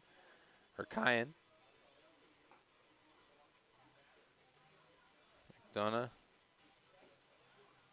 Tall and lanky. Definitely brings a different pitching release on this one. Another right-hander for the Sixers as well, as he's got a few more warm-up pitches left for him out there, giving him a little bit more time to get this one started. Were things to wrap up the way they are as far as the score, Zach Hall would end up coming away with the victory in this one, as he has pitched the majority of the game in order to get himself lined up for that win. That would be his 4th win of the season, ended the game at 3-2. Colin Crecilius, I was already told, is the man who is scheduled to pitch the 2nd game of this one. He's a former Hawk himself and has had success against the Hawks when he's had the opportunity to pitch against them. Top of the order due up, Mason Maggard, Ryan Ruskinen, and Bridger Moritz will be the scheduled hitter for the Hawks. Left-handed Mason Maggard, who has popped out to first and flown out to left, will lead things off. And the first pitch to him will be taken low and inside for a ball. It was the first pitch swinging to lead off the game for him on the pop out to the first baseman. As McAnally didn't really have to work too hard to pull that one in. It was a relatively easy play for everybody involved. McDonough will wind and fire again and catch the lower end of the zone. That we have not seen the lower part of the zone called a whole lot today. So we'll see if Maybe the delivery angle for McDonough comes a lot more over the top, gets a few more of those. He'll get another strike call, and the count goes to 1-2. Good pitches. I agree with the calls. Just, again, it's not been an area where we've seen a lot of those coming. Pop up to shallow right center field. Horton going to call everybody off as he moves a few steps over and puts it away for out number 1. Ryan Ruskinen, who's 0 for 2, flew out to right field and grounded out to second his first time up, will wander up to the plate. Trying to add to the 3 hits that have been tallied so far by the Hawks in the game. Down 9-3 on the Pepsi scoreboard. McDonough will get a swing and a miss. He does bring gas. That is one thing he does. His command is something he's still working on this year, but he definitely can rear back and throw. That's where the 13 walks have come from, though, is just the lack of control. Bounce this one back to him, and he's going to have the quick, easy put out for out number 2. And 2 up, 2 down. Bridger Moritz will try and extend the inning. He's 0 for 2 as well. Popped out to second and reached on a ground ball error his first time up. Last time up was the pop out. Tall right-hander. Tell he's going to have some things to say about his athletic future as he brings that quality, just physical presence out to the batter's box. As he fills out that frame, he's going to be quite the specimen. Swings and misses. As the count goes to 1-1. Due up in the next inning, top of the order for the Sixers. They need 4 runs to close this out as things stand and ended in 5. Called strike moves it to 1-2. But they got a tough test as Nolan Gorman, who came in the third, has only given up 1 run so far and really worked well for the Hawks in relief. 2-2, that one misses away. On deck for the Hawks, Aiden Froge is also looking for his first hit. Did reach on a walk his last time up, so at least was able to see the base paths. As a foul ball at the plate, just staying alive. Moritz got a piece of that one and ended up fouling it off of Shaw, who walks the edges to the left. And here from the video on the left side of us, it sounds like that was on the inner thigh from the replay they saw.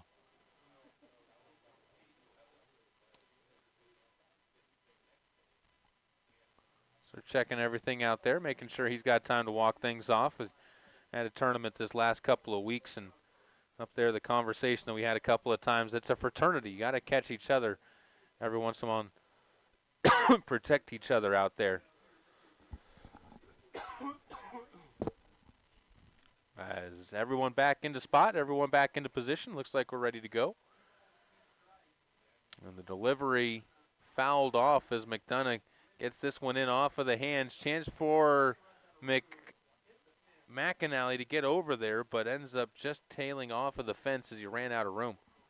Great look by McAnally there to give it an effort. And we'll do the 2-2 pitch over again. First real extended batter that McDonough's faced. He's only thrown 6 pitches to the first 2 in the inning. Now he's thrown 7 to Bridger Moritz. The last 3 all being fouled away.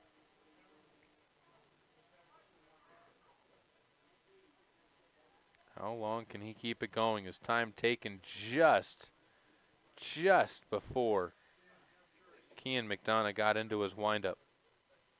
That was split seconds decisions there by the umpire. As McDonough winds and fires again, this one tapped back to him. Does he have another do-it-yourself? He does. 1-3 on the put it out as he wins the 8-pitch at bat and keeps it at 9-3 going to the bottom of the 5th inning. Sixers looking for 5 or 4 to try and close this one out in 10 innings, or 5 innings on 1480 K-Ray.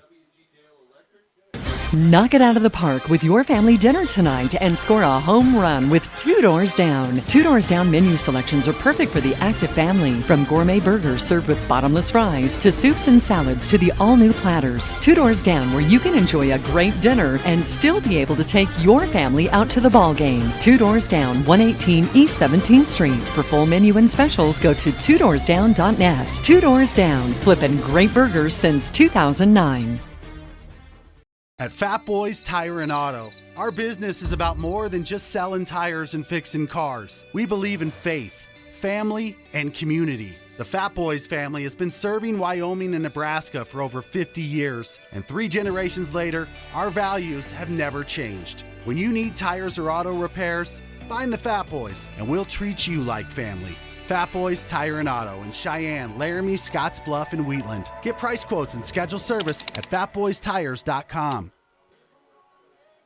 Sixers on top by plenty, but looking for a little bit more if they want to end this one early, up by a 9-3 score on the Hawks. Post 6 been putting together a pretty valiant effort out there on the field against the Sixers in this one, particularly the pitching of Nolan Gorman, which has gotten them back into it after a rough start from Payson Camerad, who just gave up too many walks. Ended up walking 7, hit a batter as well in his 2 innings of work. Nolan Gorman's been fantastic, though. First time around in the order that he faced Colin Crecelius, he ended up walking him on 4 pitches, so trying to change that feature of the start around or appearance around. He cannot find the zone on the first pitch to Crecelius, who showed bunt.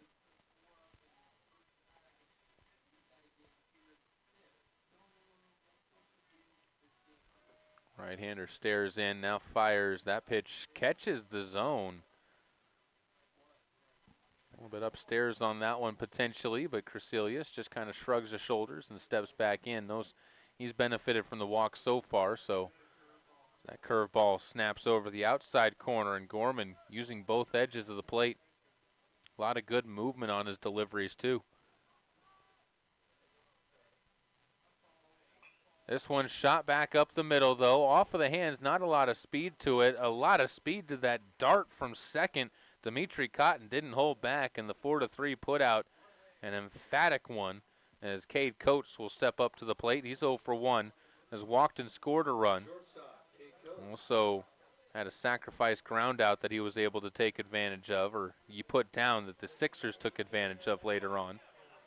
Flew out to right field his last time up, trying to get a 1-out spark to this bottom of the 5th inning.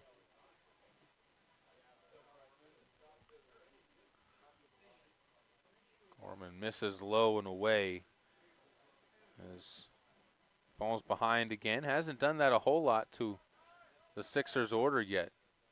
A lot of it's been working from out in front, working with some off-speed stuff. Does so again, diving at the ball. Cade Coates flies that one out to Maggard in center field.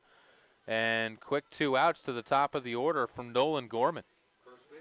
Doesn't necessarily throw with a lot of velocity, but as we said, just in the zone, makes them make a cut at the ball. And when you force the other team to put the ball in play, you at least give yourselves a chance, and they're winning those chances. Gorman, the righty, winds and fires, then just misses the outside corner. Landon McAnally so far 2 for 3. Couple singles and 2 runs scored and an RBI. Grounded out to second to end the last inning, or excuse me, the 3rd inning. Fouls this one away, and the count goes to 1-1. That one off of the caging of the bullpen for the Sixers, as everybody will head back to their spots after the long run to try and track that one down. Just about an hour and a half into this one. Second game will come up about a half hour after the conclusion of this one. Just peering in, Gorman gets the sign and can't find the outside corner to the left-handed McAnally.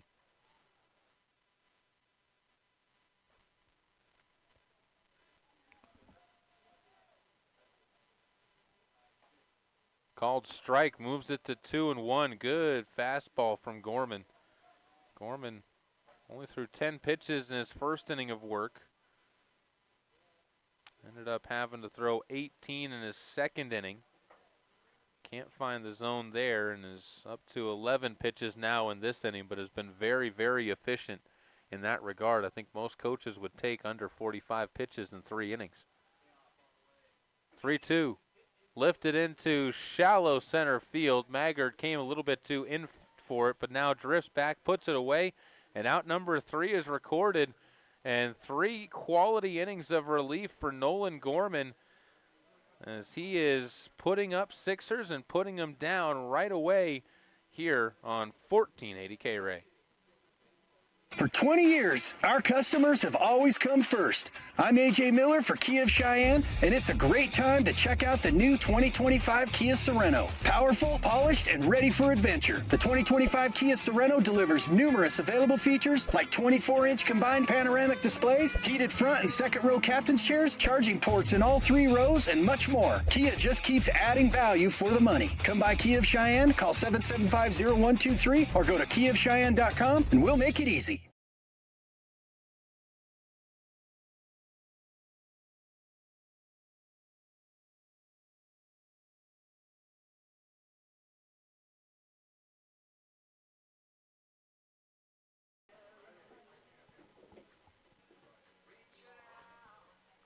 You will see Mr. Seabird running around. Tonight's prize is called Win Big. It's $50 cash, $50 in gift cards, and $25 of Colorado scratch cards. $5 for a ticket, $20 for 5 tickets. Win some of those lottery tickets. Leading off for the Hawks here in the top of the. Welcome back out to Powers Field, where Post 6 baseball leads at 9-3, heading to the 6th inning. Hawks sending this one further on after a little bit of a laugher. It was 4-0 after the first, 8-2 after the second. But the two sides have traded zeros in the third, ones in the fourth, and zeros in the fifth to get us to this point in time, as Aiden Froese will lead things off against Kian McDonough. And the count goes to 0-1. First off, and a shot right back to him. Hits McDonough off of the thigh. And for the third straight time, it's a 1-3 putout. As McDonough has to kind of limp his way back. That one came right back to him, and he took a shot on the inner thigh, it looks like. And they're going to see Brad Barker come out and take a quick look at him. That one, you could even tell by the sound that that was a loud shot off of the bat. McDonough's, I think, got a little bit of a grimacing smile more than anything else on his face out there on the mound as he's getting some fist bumps, and I think he's asking for the ball back. Coach Barker, again, I think just checking to make sure that he's all right, and I think you're seeing the same thing from Corbin Shaw coming back, talking to the home plate umpire, just saying he wants to throw a few, it looks like, to make sure that he's going to be all right to plant back onto that thigh. And it looks like he is going to be. No issues at the moment that we've seen on that side of things. So good to see there for the young man. It'll be Reed Horton and Gabe Broda to step up 5 and 6 in the order once he gets comfortable out there. Looks like we should be ready to resume shortly on a gray, overcast day at Powers Field that's been brightened up by some strong ball play by these two sides in a very, very fun and competitive game between the two sides here at Powers Field. Reed Horton will step up to the batter's box. Right-handed batter against the right-handed McDonough, and he'll shoot one up the middle as well, but right to Coates. One pitch and one out after the injury. Horton is set down, and another quick inning coming up for Sixers pitching. They've had a 10-pitch inning, an 11-pitch inning, a 9-pitch inning, a 14-pitch inning, and this one a 3-pitch inning so far on a 51-degree day from Powers Field. Lows tonight expected to drop down to 43 with the potential for showers as this pitch called a strike on the outside to Gabe Broda, who's flown out twice to left field. This one out to center field should be playable, and Nolan Horton has it, and on just 5 pitches, Kian McDonough able to retire the side as the Sixers have a chance again to try and strike for 4 runs in the bottom of the 6th. But Nolan Gorman has been lights out on the mound, and he looks to try and keep his success going and keep this game going when we come back. Bottom of the 6th, due up on 1480 K-Ray. If you're looking for a quick breakfast or lunch, you're looking for the Breadbasket. If you're busy and can't take time out for a healthy breakfast, stop in and try one of our breakfast burritos loaded with potatoes, eggs, cheese, bacon, and our homemade green chili wrapped in a 12-inch flour tortilla. Or, for a fast lunch, try our delicious cabbage burgers, hamburger, onions, and cabbage wrapped in bread dough and baked to a golden brown. Treat yourself to a fast breakfast or lunch today at the Breadbasket Bakery and Sandwich Shop, 1819 Maxwell Avenue, Cheyenne's hometown bakery. Wrapped in bread dough and baked to a golden brown. Treat yourself to a fast breakfast or lunch today at the Breadbasket Bakery and Sandwich Shop, 1819 Maxwell Avenue, Cheyenne's hometown bakery.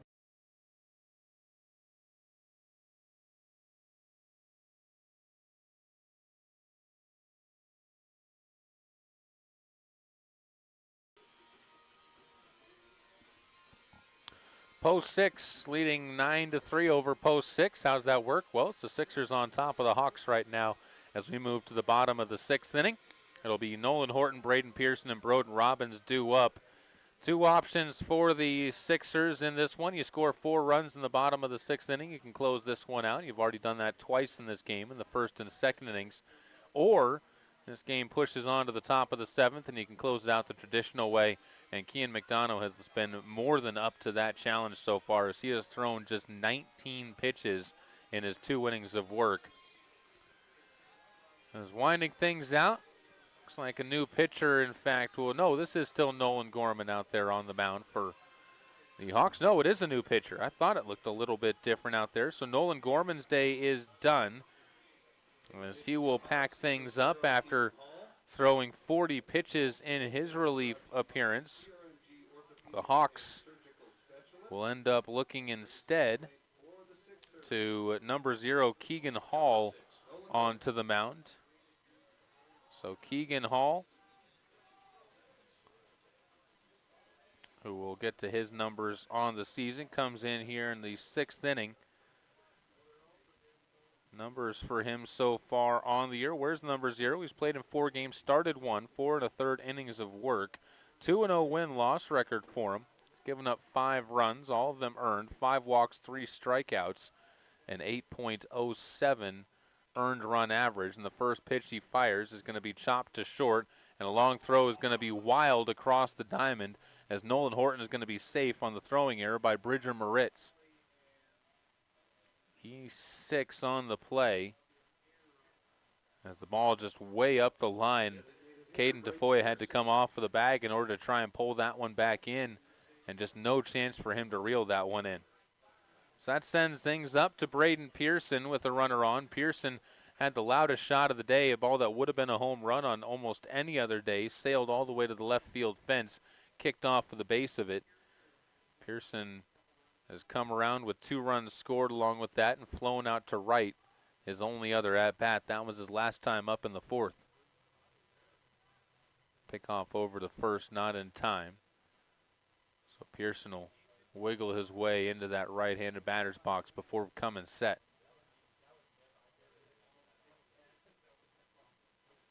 Keegan Hall fires, catches the zone on a strike. Runner takes off.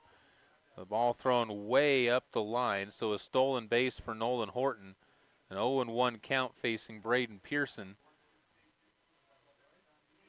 And a good job backing that play up at shortstop by Bridger Moritz to keep a ball from being sent out into center field, as the throw was too far up the line from Horton. Spoiled foul. Pearson can't find that one on the sweet spot of the bat. The count goes to 0-2 to the designated hitter for the Sixers, expecting him most likely to be out in right field for game number 2, as he and Pacheco have been traditionally rotating in that right field position. Corsilius again will be doing the pitching for game number 2 for the Sixers. That pitch too far upstairs on the 0-2. Trying to get Pearson to go chasing. Keegan Hall couldn't quite snap the breaking ball. Nobody away. Working in the bottom of the 6th inning. Pitch upstairs again. Runner takes off. Horton slides in safely, as that one was up the line as well. I think he had it beat anyways.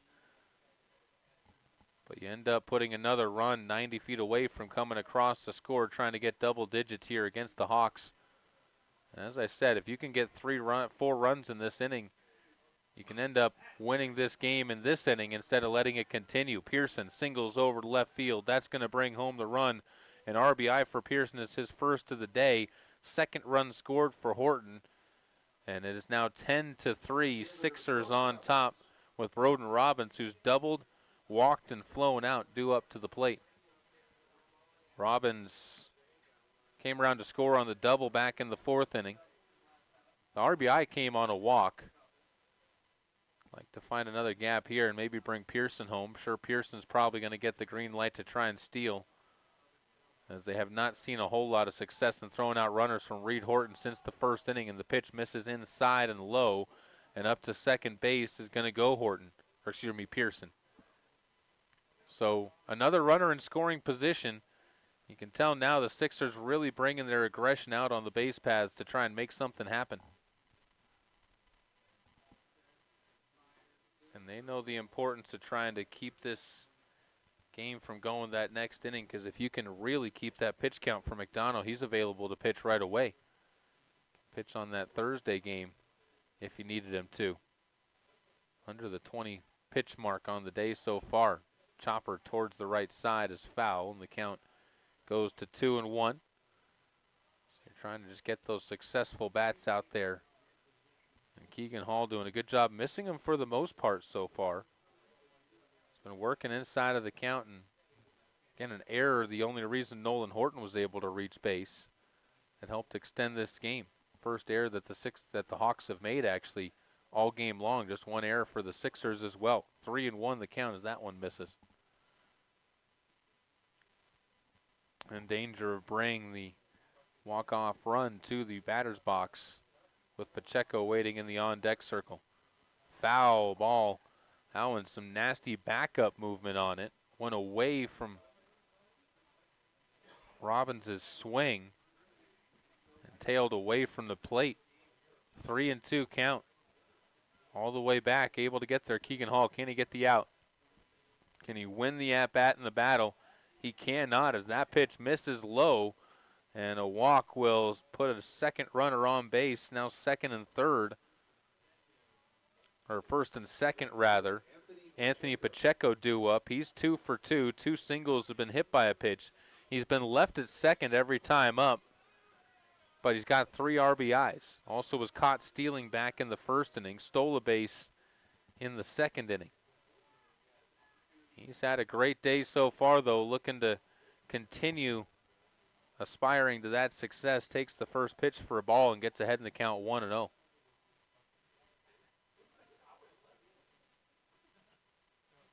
Right-hander plays right field. Become a regular for the Sixers out there. Just trades with Pearson as this pitch gets past the catcher all the way to the backstop. Again, the big run that you're watching is the one in the batter's box, as that represents the walk-off run for post 6.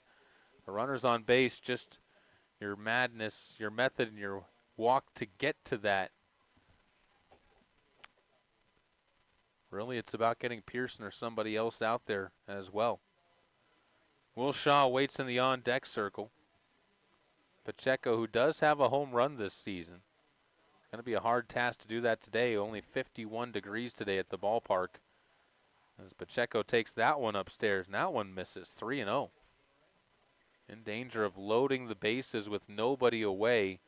Keegan Hall again coming out in relief for the Hawks. Gets the strike zone there on a get me over. A lot of pitches in this inning. That's now 16 to the first 4 batters for Keegan Hall.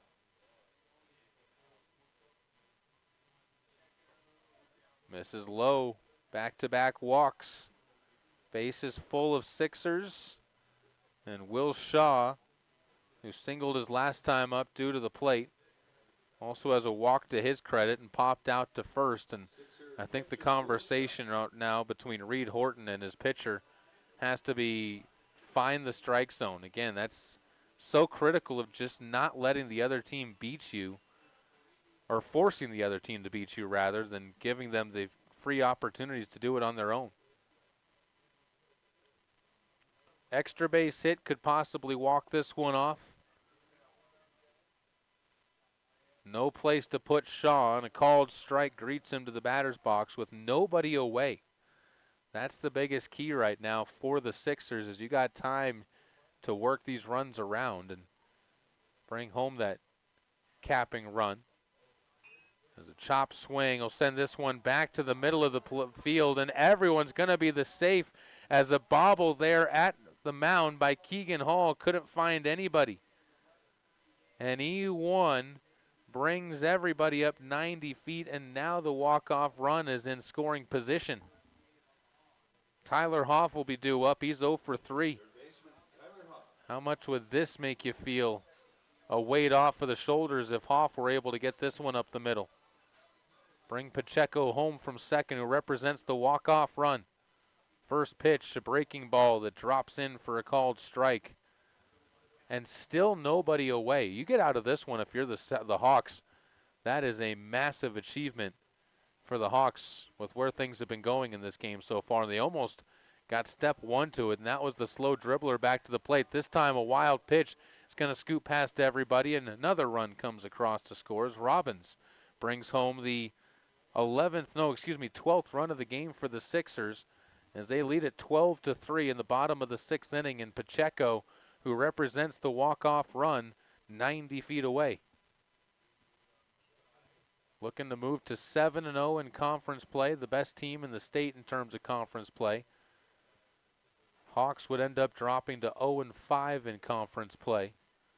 One of 3 winless teams this year so far, with Sheridan still having yet to play a conference game. Jackson, the other winless team, at 0-4. I believe Rock Springs was 0-1 at the start of the year. Still have not gotten in any more of their games after one of theirs, I believe, was delayed. In on the hands, this ball flowing out to shallow left center, and that's going to touch down. That's going to bring home the run. An RBI single for Hoff of the bloop variety closes the game out, and the Sixers come away with win number 19 on the season. We'll wrap this one up when we come back. 2-minute timeout coming your way. Back in 2 minutes on 1480 K-Ray. Country music fans, the 2025 Cheyenne Frontier Days Frontier Nights lineup is here. Ian Munsick with Travis Tritt on Friday, July 18th. Jordan Davis with Brett Young will take the Frontier Night stage on Saturday, July 19th. On Sunday, July 20th, Bailey Zimmerman with Josh Ross will take the stage. Only at Cheyenne Frontier Days. Tickets on sale now, only at CFDrodeo.com.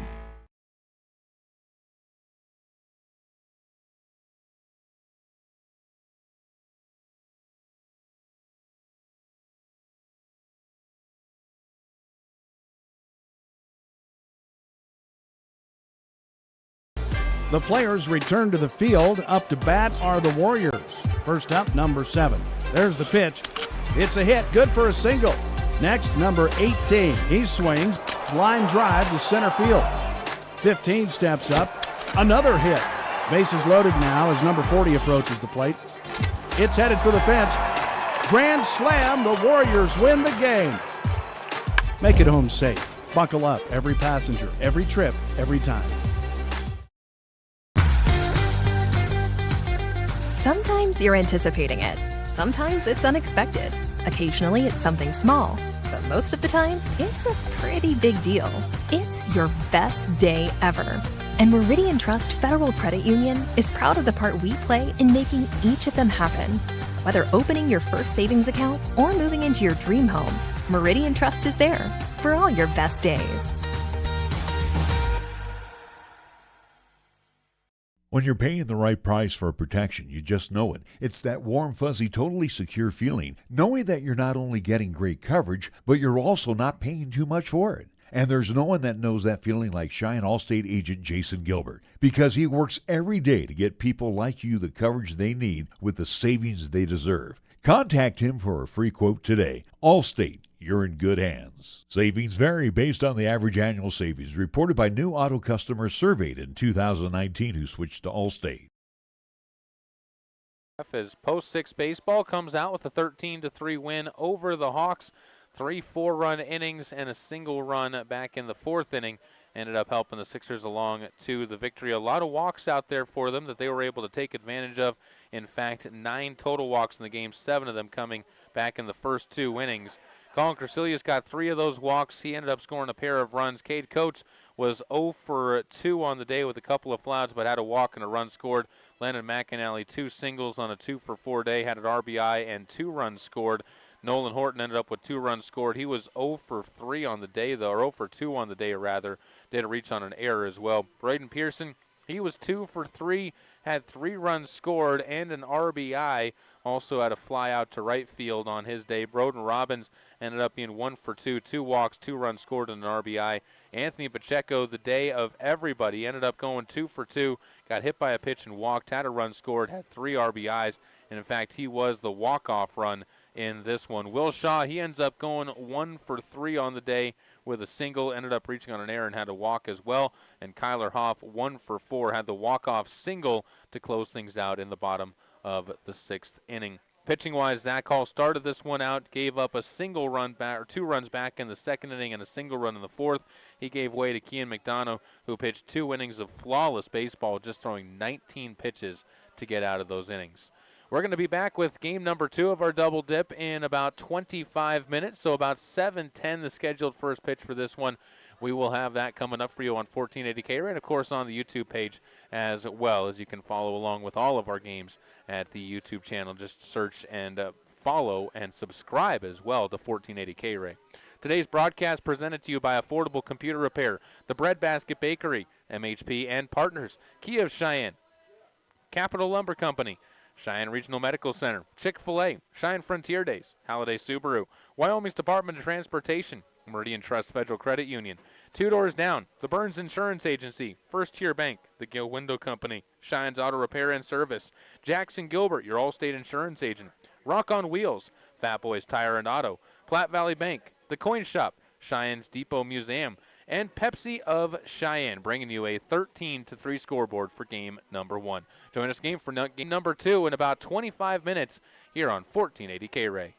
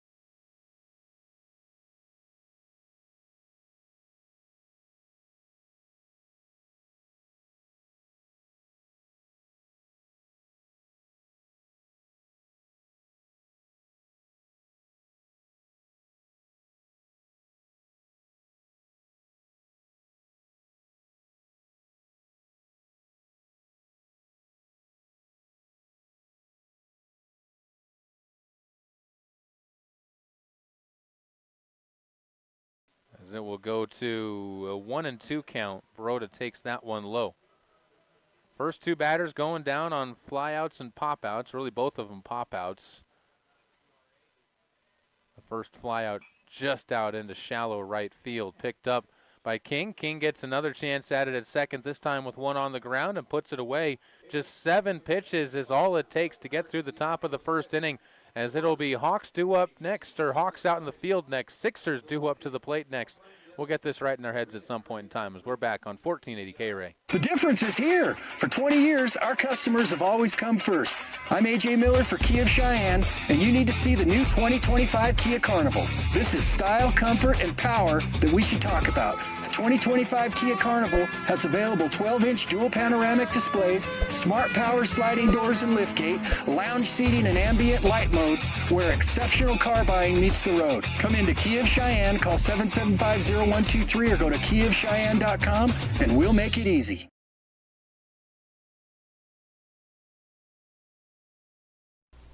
Capital Lumber is lumber one in Cheyenne. Are you listening? We're all the lumber store you'll ever need. Serving Cheyenne in the area since 1965, Capital Lumber Company is still the place for all your lumber and hardware needs. Whether you do it yourself or have it done professionally, get all the tools, paints, fixtures, and accessories for every part of your home today at family-owned and operated Capital Lumber Company at 1222 Dunn Avenue in Cheyenne, celebrating 60 years in business.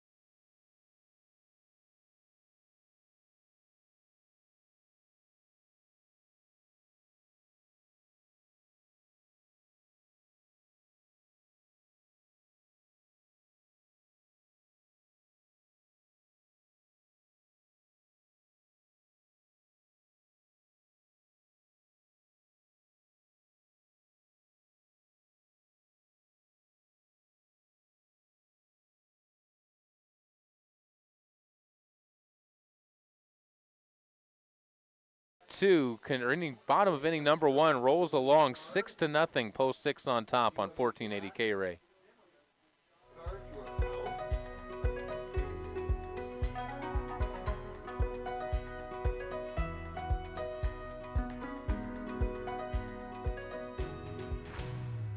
From your head to your toes, we're here to keep you moving. With consultation, treatment, and rehabilitation all in one location, it's easier than ever to get the level of care you deserve. Cheyenne Regional. We inspire great health. Chick-fil-A at Windmill and Delrange serves up breakfast, lunch, and dinner each Monday through Saturday. And at Chick-fil-A, they don't have to stray from their menu. They're proud of what they do all the time. Chicken. Check them out online at CheyenneChicken.com and have them cater your next event. Use the convenient drive-thrus. Come inside or use the Chick-fil-A app to do your next order. Chick-fil-A at Windmill and Delrange.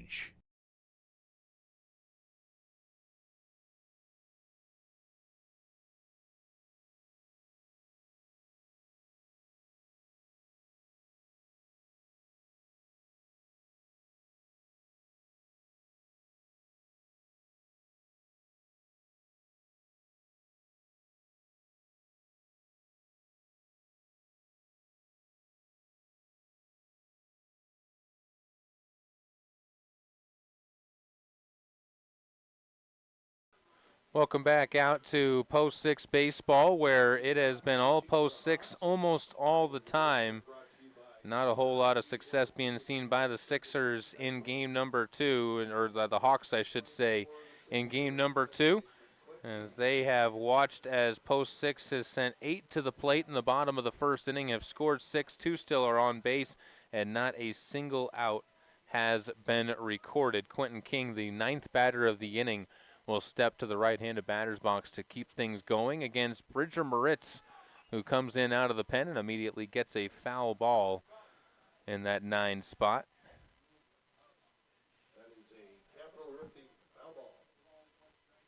And I apologize, I got the pitcher's name wrong. That is actually Dimitri Cotton who is doing the pitching. I promise my eyes can see, just not all the time. So Dimitri Cotton doing the pitching. This one hit to right field. That's going to touch down, and the 0-1 count will turn into a double that plates another run for Quentin King. Up to third base goes Newland. They're not going to plate him yet, but an RBI comes around for Quentin King, and the lineup flips over to Zach Hall, who will bat again in the first inning after walking to lead this first inning on.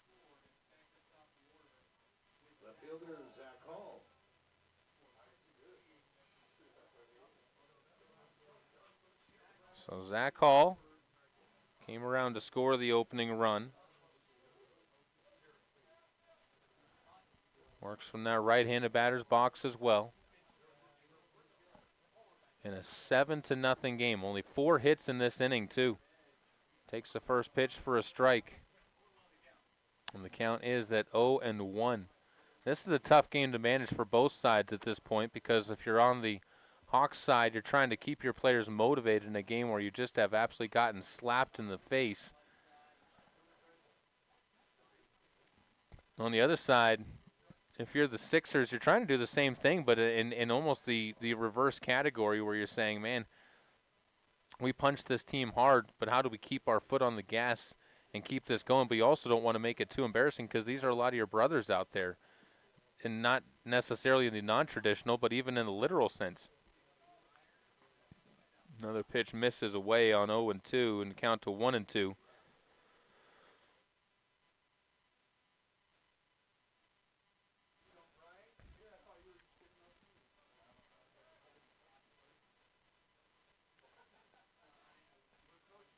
And another one misses. This one dribbles away from the catcher. Both runners thought about taking off.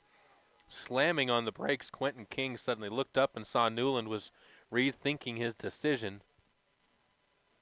Both of them end up being safe, but the count ends up going to 2-2. And now you have another new pitcher on the mound that Dimitri Cotton also struggling to find that strike zone. He'll find the strike zone in this one. Line shot that's going to be scooped up back at second base and nearly doubled up Quentin King. Great heads-up awareness by Keegan Hall to make the smart play.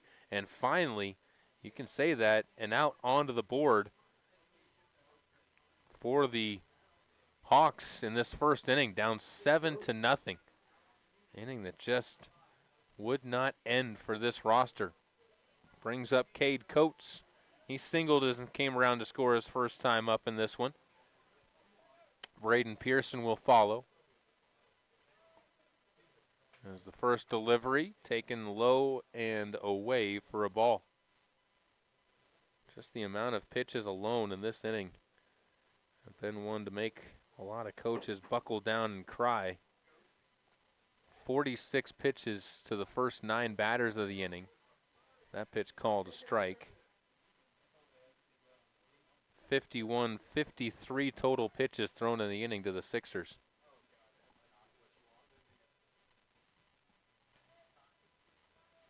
Right-hander Cotton sets once again. And he is going to catch another strike. And once again, ahead of the batter are the Hawks pitchers. This is where they've lost a lot of their bats.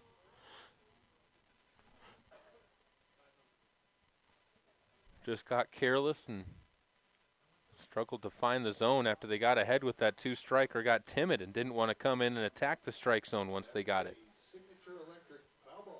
There's another foul ball, and the count goes to 1-2, or stays at 1-2. The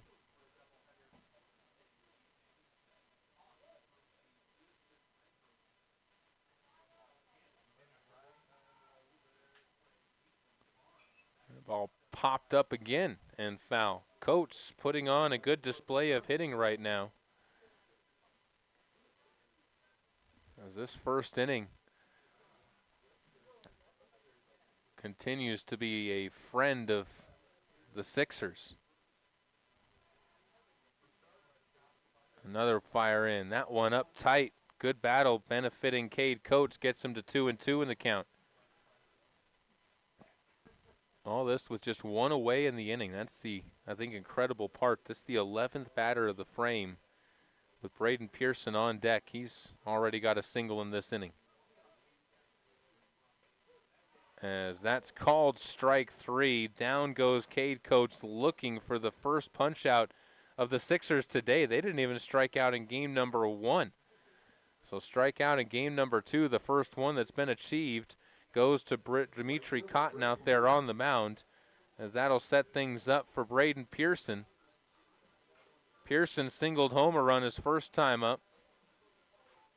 Right fielder with 2 outs, ducks out of the way of a first pitch that's in and tight.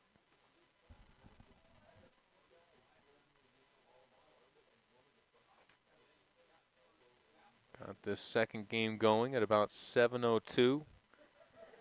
About 33 minutes into this first inning total. Majority of it's been played by the Sixers on the offensive side after it only took 7 pitches in the top of the first inning to retire Maggard, Raskanen, and Broda. Chopper foul. The count goes to 1-2, and potentially the Hawks a strike away from getting out of this inning.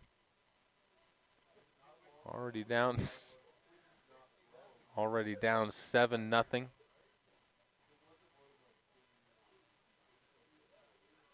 As Pearson sent the last couple one foul sharply. Inside pitch to him, misses. And the home plate umpire flinching. He says no.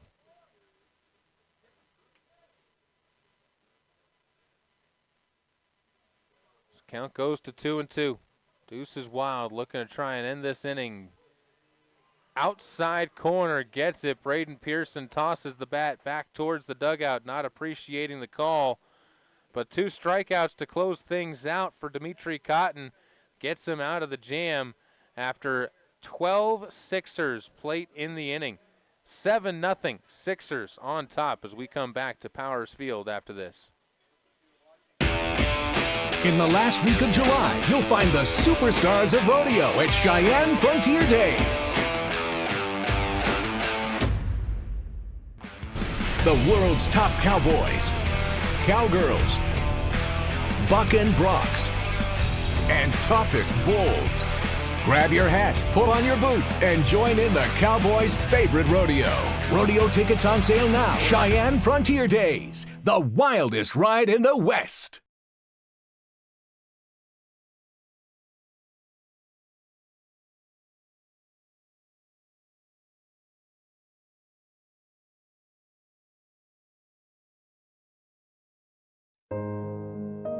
During the month of June, as part of the Subaru Loves to Care initiative, Halliday Subaru is partnering with Leukemia and Lymphoma Society to provide warm blankets and messages of hope, written by our staff and customers to support patients facing cancer. To learn more about what Halliday Subaru is doing for patients and their families in our community, visit HallidaySubaru.com. Welcome back out to Powers Field. 7-0 after the top of the first inning the first inning total wraps up, as Aiden Froge, Nolan Gorman, and Alex Vines will be the scheduled three after a 1-2-3 inning was worked in the top of that frame by Colin Crecilius on the bump for the Sixers, looking to try and add to his perfect start. Gets a pop-up foul from Froge, and the count goes to 0-1. Froge in game number 1 of our doubleheader finished 0 for 2, couple of ground outs.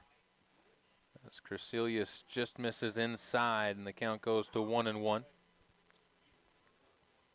Rose playing first base after DHing in game number 1 as well. Takes that inside as he's able to just flex the knees and get out of the way.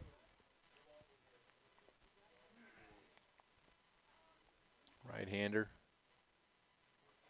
Got a solid body and a solid frame to swing from. Over the top of that one, can't catch up to it as the count goes to 2-2.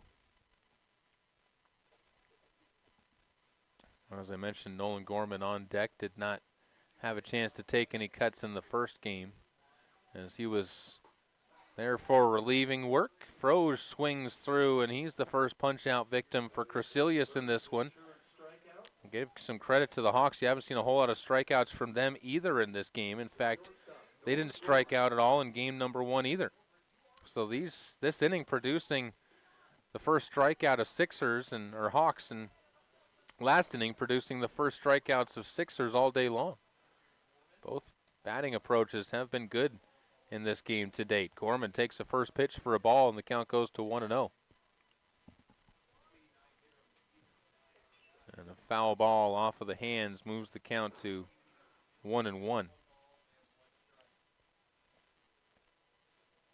Crecilius, again, one of the biggest differences from him last year to this year is he still uses the off-speed stuff a lot, but he's not as afraid of leaving something in the zone with that off-speed stuff.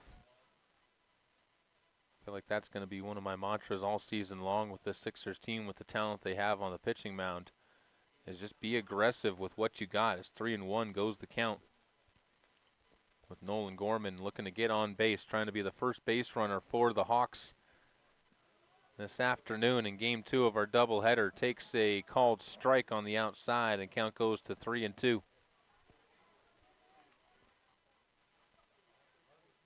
Wide open stance for Gorman at the plate. Steps, taps, fires, and a line drive right back to Coates at short, as the two shortstops will play catch with each other and end up seeing out number 2 put up onto the board as Alex Vines steps up to the plate. Vines, third base, also did not play in game number 1 for the Hawks. Both sides have been stretching out their benches, giving plenty of opportunities to the squads to get out there.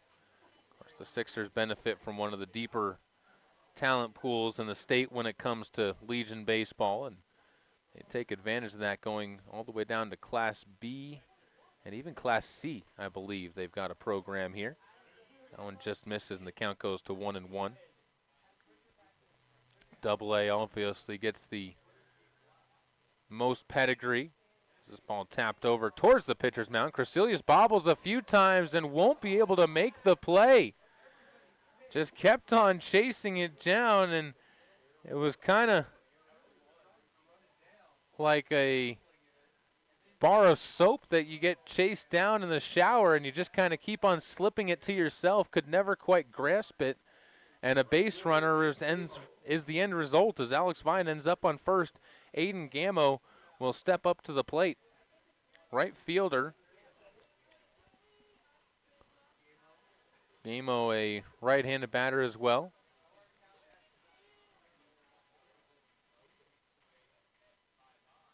And he'll get ahead in the count 1-0. Sometimes all it takes is that little blooper to change kind of the approach that you have at the plate. This ball swung on and missed. Camerad loses focus on it, and on the pass ball up to second base is going to go Alex Vines. 1-1 count to Aiden Gammo.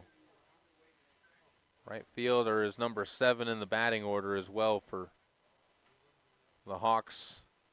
So trying to get the bottom of your order to do some damage, which they did not do in game number 1 either. This one will be chopped at over towards first, down to pick it up and take it to first base. It's going to be Kyler Hoff, and out number 3 is recorded. We head along to the bottom of the second inning. 7-0 Sixers on top of the Hawks here on 1480 K-Ray.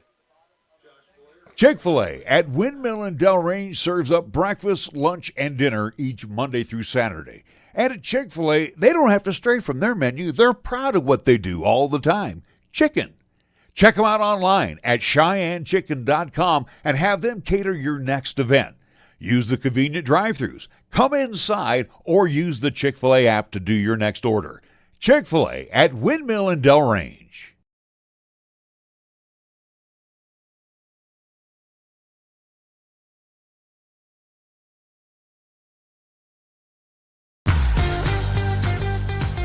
Sometimes you're anticipating it. Sometimes it's unexpected. Occasionally it's something small. But most of the time, it's a pretty big deal. It's your best day ever. And Meridian Trust Federal Credit Union is proud of the part we play in making each of them happen. Whether opening your first savings account or moving into your dream home, Meridian Trust is there for all your best days.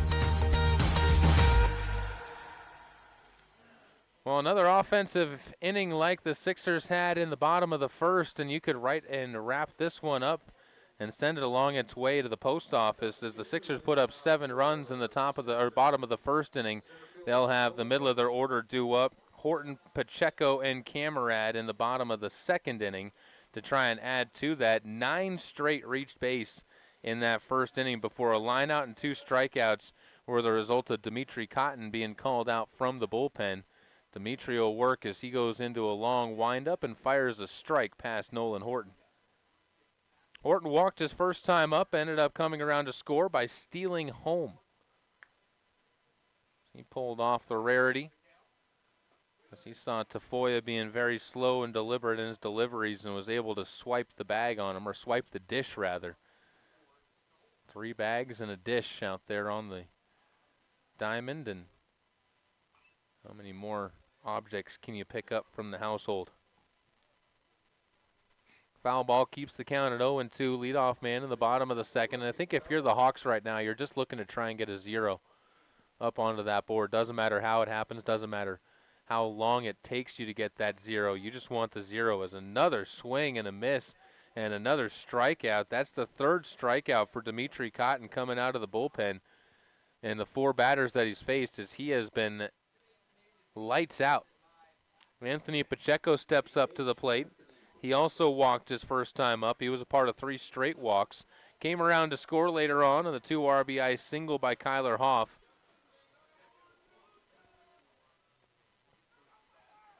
Pacheco had 3 RBIs in game number 1 and 2 runs scored.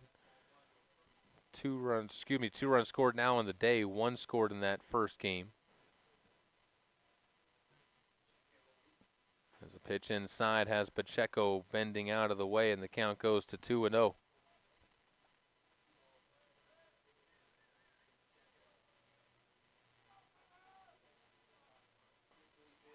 Swing and a miss, and the count goes to 2-1. Pacheco suddenly dealing with a pitcher that's kind of more catch and throw on the mound in Cotton, as are the rest of the Sixers, and it's not giving him as much time to get set in that box as a swing and a miss by Pacheco on that pitch has him 2-2. Everyone goes to tempo and controlling the tempo, to being deliberate on the mound and taking your time, and sometimes the opposite can be the case. If you get a batter in the plate that is deliberate and likes that slower pace, that's when you sometimes have to speed things up. Pacheco gets sped up on another swing and a miss. 4 straight punch-outs of the Sixers, 2 looking, 2 swinging. And Dimitri Cotton has come out, and he has been just the stopper that this team needed to end up plugging the leaks in the dam and getting things back on track. Braden Camerad, he also walked his last time up.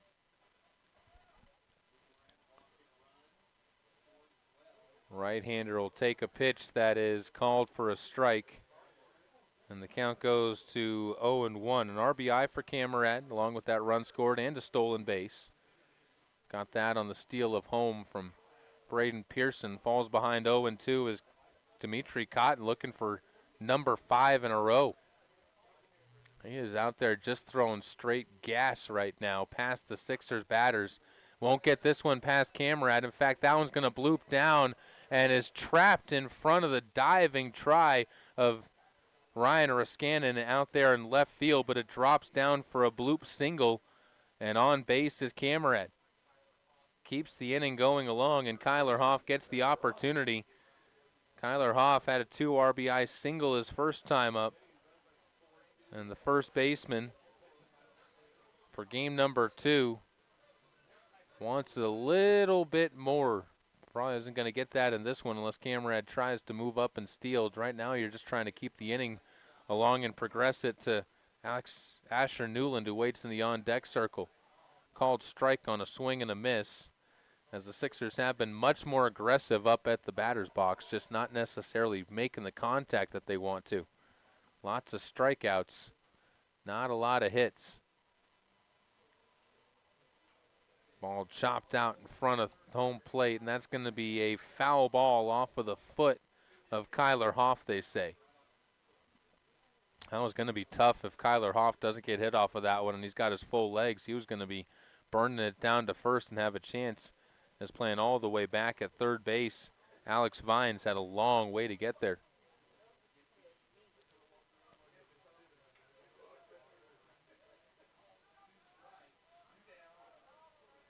So Hoff will step back in, facing an 0-2 count, and trying to get him to go chasing after one way outside. Dimitri Cotton fires it out of the zone in the left-handed batter's box. The count will just settle to 1-2 instead. Bottom of the second in a 7-0 game. Sixers scored all 7 in the top or bottom of the first inning. Hawks have not been able to do much since. This ball sent towards Gorman at short across the diamond with the 6-3 putout. Gorman on the money. He's been having a fantastic day, both offensively and defensively. We'll see what the bottom of the order can do for the Hawks when they come to the bat in the top of the third inning on 1480 K-Ray. Chick-fil-A at Windmill and Delrange serves up breakfast, lunch, and dinner each Monday through Saturday. And at Chick-fil-A, they don't have to stray from their menu. They're proud of what they do all the time. Chicken. Check them out online at CheyenneChicken.com and have them cater your next event. Use the convenient drive-thrus. Come inside or use the Chick-fil-A app to do your next order. Chick-fil-A at Windmill and Delrange.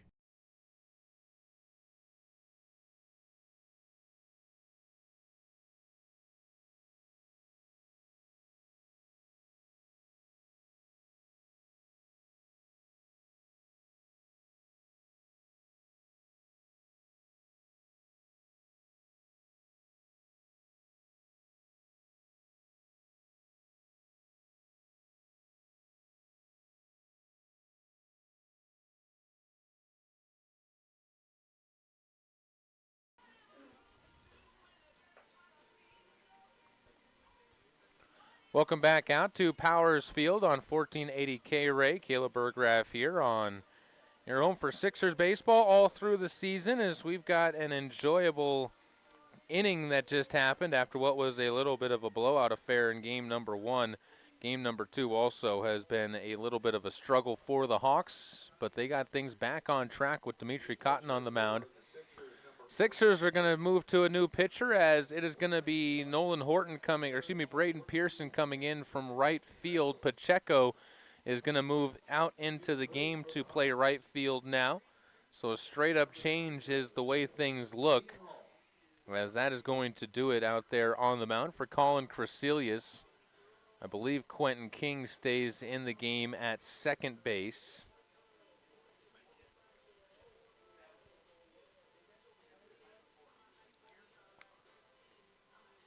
And at the plate, Keegan Hall will lead things off for the Hawks. Hall was the final pitcher who came into the first game for the Hawks. Ended up surrendering the 4 runs in that 6th inning. Bounds one to short on the first pitch he sees, and across the diamond, Coates is going to end up getting out number 1 on the 6-3 putout. That's his first assist of the game. He had to put out on a pop out and a line out earlier on as well, so he's been busy over there at short. Cooper Hassler will step up to the batter's box. Right-hander doing the catching today for the Hawks in game number 2 after he got game number 1 off. They've been spreading things around, as we've said. A lot of different players getting opportunities.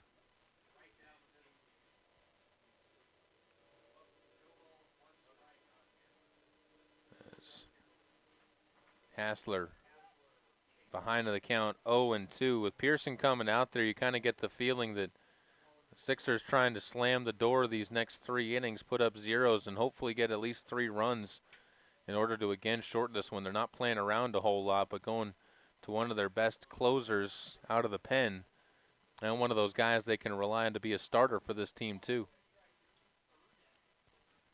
1 away, top of the 3rd, in a 7-0 game. Pitch inside, called strike 3. Hassler goes down. Not sure if he necessarily liked the call. Second strikeout of the game of the Hawks. First one for Pearson, as Mason Maggard will step up. Led off the game on 2 pitches with a pop out to second base just on the outfield grass. Left-handed batter in game number 1 also ended up with a tough day. Takes the cut at the first pitch he sees and can't hit it. He was 0 for 3 with 3 pop-outs and flyouts in the first time up today. Again, down to the count 0-1. Lifts this one foul out of play, able to make contact, but not the right direction. Goes backwards instead of forwards, and counted 0-2.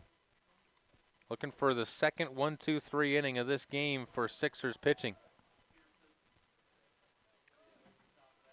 Pearson fires and gets another pop out. Can't quite finish off Maggard yet. Mason just throwing the bat out there into the zone, making contact. Good swings in terms of the contact side of things. That's going to be something that'll grow and develop into swings that start suddenly ending up with something out in the field of play, especially against a quality pitcher like Pearson, as Pearson cannot catch the outside corner, and it goes to 1-2. Hawks dugout trying to make some chatter and make some noise. Pearson misses low and away, so now he's struggled to find the zone on his last 2. Bringing Maggard back into this count. Deuces wild delivery up and away. 3 straight out of the zone now for Pearson. Maggard now showing great patience, not getting chased into going after a pitch that's not one he likes. And a swing and a miss will end it. Good battle by Maggard, but he only had so much in the tank, and Pearson strikes him out to end the top of the 3rd inning. We head to the bottom of the 3rd. Sixers looking to add a few more on. 8, 9, and 1 due up for post 6 when we come back out to Powers Field on 1480 KRAE. Memories are made, so why not make it a place you truly love? With a home equity loan, you can update your space, improve your curb appeal, or finally finish that home project you've been putting off. Competitive rates, flexible options, and simple approval make it easy to get started. Make the equity in your home work for you and love where you live. Apply today at pvbank.com. Platte Valley Bank, you belong here. Platte Valley Bank, member FDIC, equal housing lender.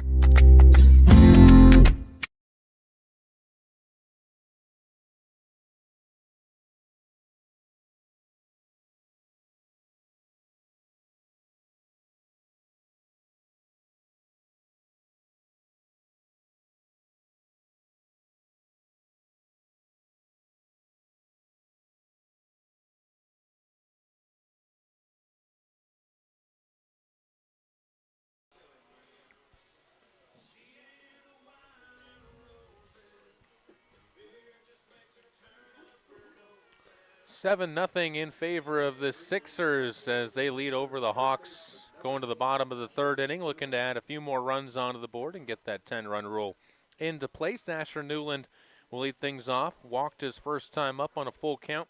Battled for 8 pitches against Caden Tafoya. He was the last batter that Tafoya would actually see, and he'll get plunked by the first pitch he sees in this at-bat as Dimitri Cotton will give up a leadoff base runner to the Sixers. 2 out of 3 innings now they've gotten the leadoff man on. And I apologize, it was actually Quentin King who was the last batter faced by Caden Tafoya before Dimitri Cotton came in. Cotton has faced 8 batters now and has set down all but 2 of them. The single given up last inning and the hit batter of this inning. He has been very good and very impressive out of the pen for for the Hawks, as King will foul that ball up off of his rib cage. That one took a big bounce off of this turf, and you could tell that one affected him a little bit. Overcast skies, lights starting to take more of a hold here at Powers Field just before 8 o'clock Mountain Time here in the southern Wyoming Rockies. Pickoff to first base, and they got him as Newland, langing a little bit too far off of the base, gets cut down on the 1-3 pickoff. That one was on the money from Cotton. You couldn't have placed it any better into the glove over at first base of Aiden Froge. And 1 out onto the board, and Quentin King now batting with nobody on in front of him. That's a way to eliminate a hit batter. Cotton, this is upstairs with that pitch, and the count goes to 1-1. So the bottom of the order continuing to have struggles for the Sixers today. Quentin King did not in his first at-bat. We mentioned it, he doubled. A run came around on the play too. Gets ahead in the count 2-1. There is some activity up in the bullpen for the Hawks warming up right now, as Cotton will smoke this one out to right field. That's a base knock. Overrun out in right field as well. Aiden Gamo ends up giving an extra base to King, who slides up into second base with a single and an error. The error will end up going against Gamo, and Zach Hall will step up to the plate, but not before I think we might have that pitching change, and we are going to have the pitching change. So Dimitri Cotton's day is done. Despite putting up some great work out there, he leaves with a runner in scoring position for the Sixers, and we'll find out who the new pitcher is coming in out of the pen when we come back. You're listening to and watching Post 6 Baseball on 1480 K-Ray. Visit the heart of Cheyenne's history at the Cheyenne Depot Museum. The Depot Museum is home to many events and is a National Historic Landmark as the last Grand Railroad station on the Transcontinental Route. See the narrow gauge UCNN model railroad, and don't forget to visit the Depot Gift Shop, where they have many unique gift ideas. Open Monday through Friday, 9 a.m. to 5 p.m., Saturday 9 a.m. to 3 p.m., and Sunday 11 a.m. to 3 p.m. The Cheyenne Depot Museum at 121 West 15th Street in the heart of downtown Cheyenne. I always get a kick when I see ads for a huge vault of silver they found, or they get their gold from a certain company. Hi, this is Larry Perotti for the Coin Shop in downtown Cheyenne. Family owned and operated since 1982. You can buy and sell your gold or silver, along with other precious metals, including palladium and platinum, at the Coin Shop each Tuesday through Friday. You'll always get top dollar for your gold or silver, as David Brockman has his eye on the precious metals market each day. So stop on by for a fair and honest appraisal of your precious metals, or give David a call and set up a time to stop by. You'll always find coin collections, collectible coins, proof and mini sets, and more today. So why wait for the others? Shop the Coin Shop in historic downtown Cheyenne at 510 West 16th Street, open Tuesday through Friday from 9 a.m. until 5 p.m. Or give them a call at 778-7196.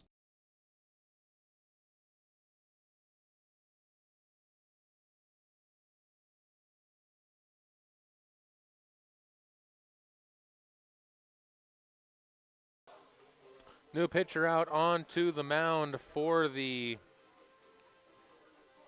Hawks. Trying to catch the full number of it. I believe that is Caleb Moore. Was helping to warm up a pitcher earlier, and now will actually be doing the pitching himself. Wears the number 16 on his back. He'll come in and take over a jam that's got a runner on second base here in the bottom of the third inning, after Dimitri Cotton came in and did work in the bottom of this first inning, and it got us all the way to this third inning. Numbers on the season for Caleb Moore, when you talk about the stats for him. Well, here's a quick peek of them. There's 2 games, 2 1/3 innings of work, no record to speak of, and no ERA to speak of, as well as he has not given up any runs in his 2 1/3 innings of work. Gets the first pitch strike over to Zach Hall at the top of the order. Third time through the order, Zach Hall has now batted 3 times, twice in the first inning, this time here in the third. 1 out, and it looks like time taken. Wanted to make sure that wasn't going to be a balk on the pitcher. We've already seen 1 balk called today. That time, though, you say that was just time being called. Runner takes off. Almost no job whatsoever to hold Quentin King, who gets up to third base with a stolen base. Called strike on the pitch as the count goes to 0-2. So Zach Hall will look out, and now you just got to put a ball in play to bring home a run. He'll take outside and away. Good eye on that pitch, as that was very deceitful, kind of trailing away from him from the right-handed pitcher and into that left-handed batter's box.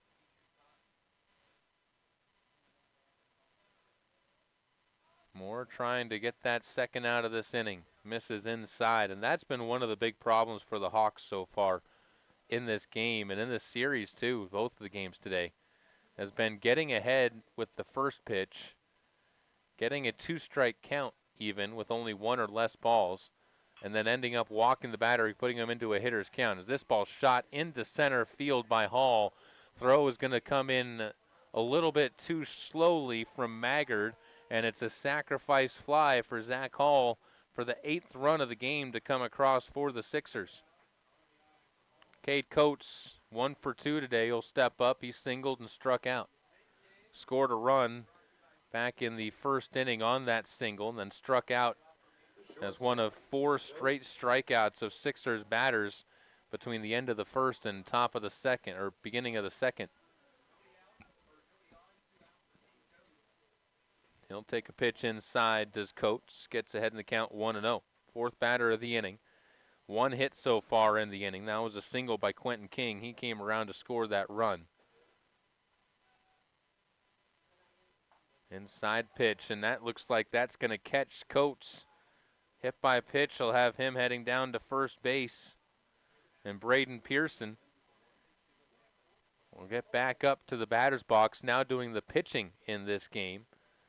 Forget about DHing, he said, I want to get every piece of the action that I can in this contest. And as he steps into that right-handed batter's box, we'll see if he can make good on that. 2 away in the inning. It's got to be a confidence booster of some to the Hawks and the players out there on the field for him. Runner takes off and no throw as the ball was troubled on the exchange. Cooper Hassler just not quite clean enough out of his hand, and that's the second stolen base in the inning for the Sixers. We'll see if they put Coates into motion again to try and swipe third. Hassler struggled behind home plate so far with managing the runners. Coates, huge secondary lead and does not go on that one. Did not even draw a look back there from Caleb Moore.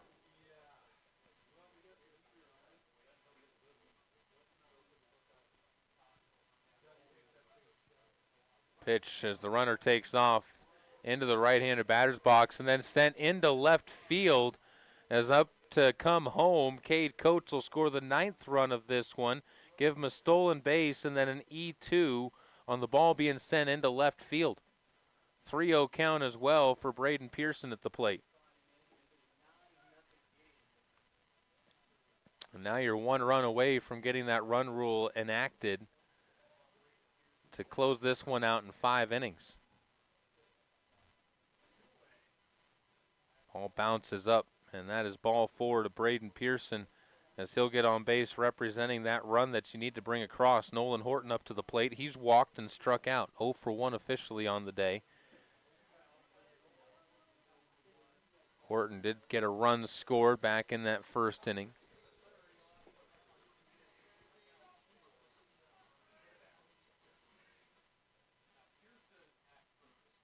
As a pickoff back to first base, Pearson goes diving back. That makes that pickoff back to start this inning of Asher Newland so much more important, though. You don't get that pickoff, all of a sudden you're not even talking about the game being a 9-run game. You're talking about it being a 10-run game. Pearson swipes another base, slow to get to the ball as he lost track of it was Hassler, able to get on top of it, but not before into second base goes Pearson with another stolen base. That's the 4th of the inning. 1-0 count as the pitch missed, and Nolan Horton finds himself ahead. Again, it would not shock me if you see Braden Pearson put into motion again, trying to swipe third. Keep the action going. Pearson stays put for now. Horton's going to pop this one up. Center field, drifting back and chasing that one down after a long run is Mason Maggard to end the inning, but not before another 2 runs come across. It is 9-0. Sixers on top of the Hawks. When we return, you are watching and listening to Post 6 Baseball on 1480 K-Ray. Hi, this is Larry Proative talking about affordable computer repair. Lanny at Affordable Computer Repair in Cheyenne reminds you whenever your personal computer, laptop, or iPad is not performing to your standards, then it's time to call Affordable Computer Repair in Cheyenne at 307-256-8971 and let Lanny's many years of experience fix or address the problems that may exist. Also, watch out for those bad elements out there to harm your computer. Affordable Computer Repair is the perfect choice to consult you on the proper maintenance for your systems. Remember, it's Affordable Computer Repair in Cheyenne. Please call 256-8971.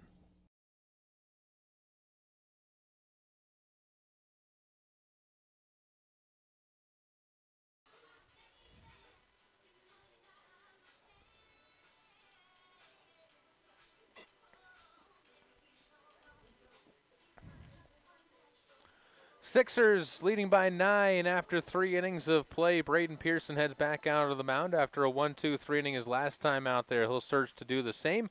He'll be facing 2, 3, and 4 in the order. Ruskinen, Broda, and Froge, who are 0 for 3 in this game and have not seen a whole lot of success today here at Powers Field, as so far just 3 runs through the first 9 innings for the Hawks, 2 of those coming in the second inning. And since then, really, the Sixers have done a bang-up job of eliminating them at the plate, not even giving them a chance to run up the base paths. Ruskinen popped out to short his first time up in this one. playing left field in the second straight game. We've seen him as a pitcher for the Sixers at one point in time this year.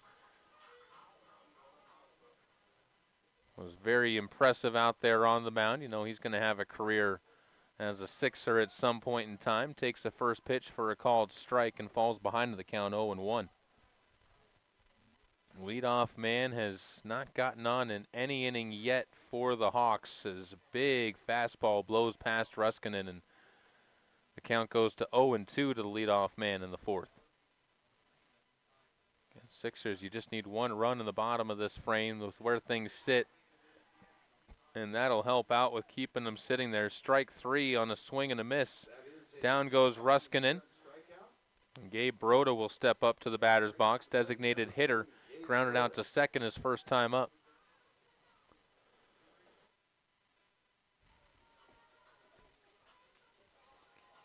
So Broda stares out to Pearson, who has struck out 3 of the 4 that he's faced so far. Taps one foul to the left side. Pearson's, in fact, struck out 3 straight after he got a first pitch ground ball from Keegan Hall to debut his time on the mound in this one.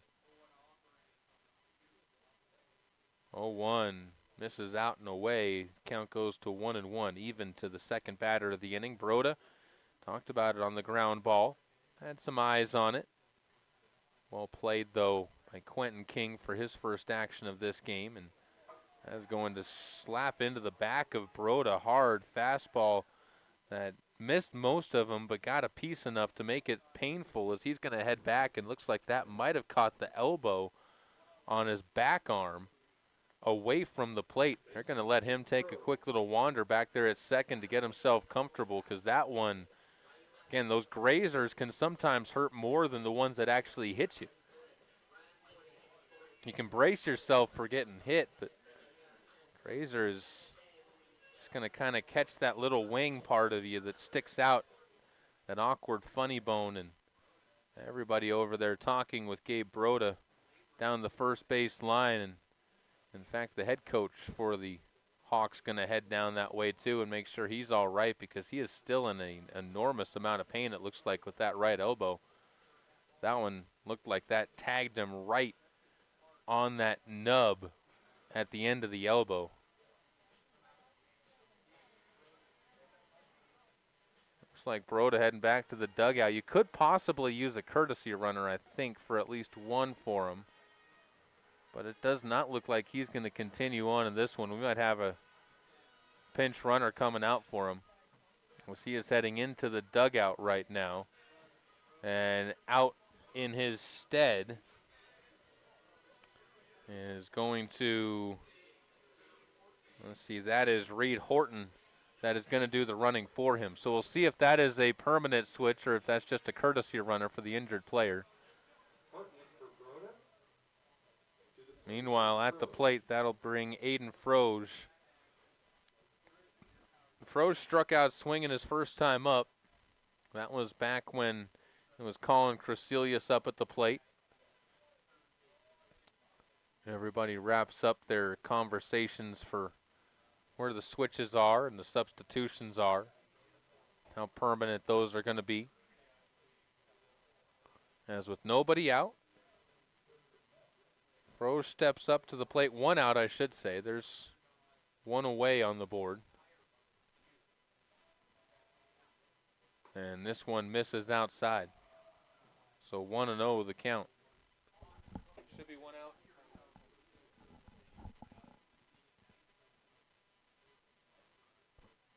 1-0 count turns to 2-0. Hey, Justin, there should be one out.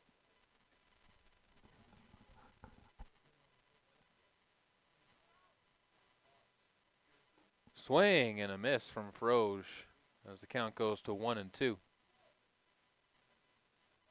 Or 2-1, I apologize.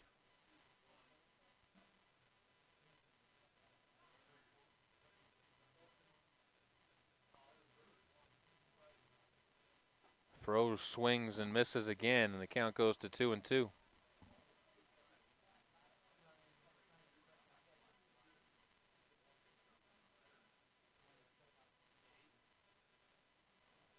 Froge trying to get the second straight base runner. Pops up. That's going to get foul and out of play. Back towards the concession stand and even back on the metal bleachers. Turned to clink against something, but either way, out of play. Froge keeps himself alive. Light starting to take effect here at Powers Field, as you can see the silhouette of the far ridge lines, the north ridge lines of Cheyenne. Across the distance as Pearson can't catch the zone. Does catch the zone. I thought that one was going to end up being a little bit off of the plate, but home plate umpire says it caught enough, and Nolan Gorman will step up to the plate trying to keep this inning alive. Lined out to short his first time up, playing short. He'll try and get one a little bit higher and over the head of his counterpart.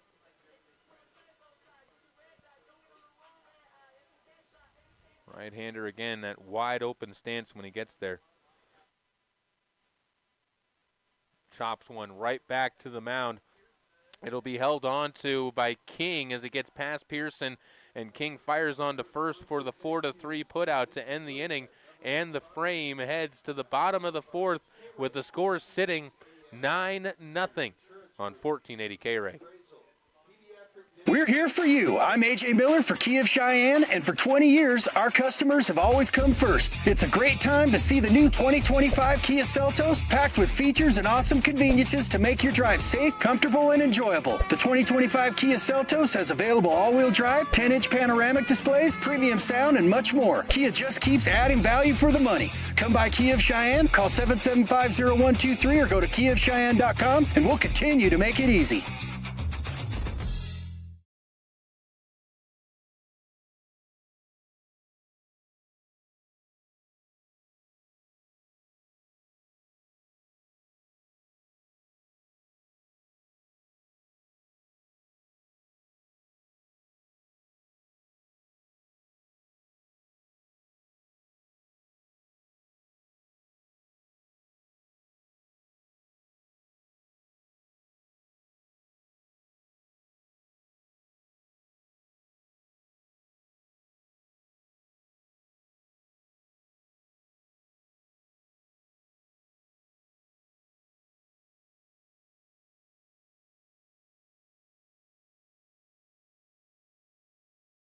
Sixers on top big at this one, leading 9-0 going to the bottom of the fourth inning, looking for one more run, which would kick things off with the run rule being put into place. And at that point in time, sky's the limit for the Sixers to try and close this one out in 5 and get themselves into what should be some impressive games this weekend when they head down to Greeley for their tournament over the weekend. As Pacheco will step into the batter's box to lead things off, Braden Camrad and Kyler Hoff will follow. The group of them a total 2 for 4 on the day, with a pair of walks, 3 runs scored, and 3 RBIs on the day between them. So a very productive group so far, and they'll face off against Caleb Moore, who misses with a curveball in the first pitch that he fires. Count goes to 1-0.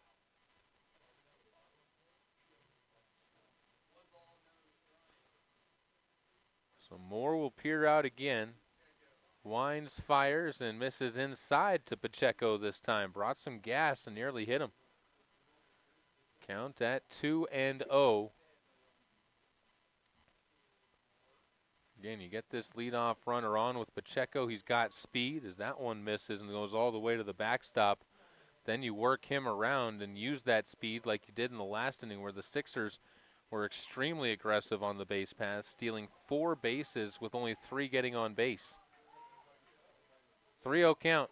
Misses up and away, and ball 4 will put that all-important run onto the base paths. Important for both sides. If you're the Hawks, it's just as important. You want to make sure it stays there. And you pick him off at some point in time or get him off of the base paths. Braden Camrad, 1 for 1 today. Singled in the second inning. Walked.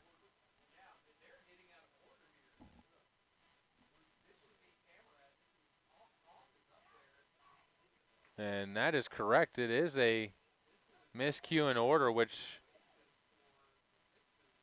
if the Hawks catch this, they got to catch it during the at-bats, though. is the one thing that you have to do. You can't catch it after the at-bats have happened, chop or foul. As Kyler Hoff is the one at the plate right now, not Braden Camerad, as again, this is out of order.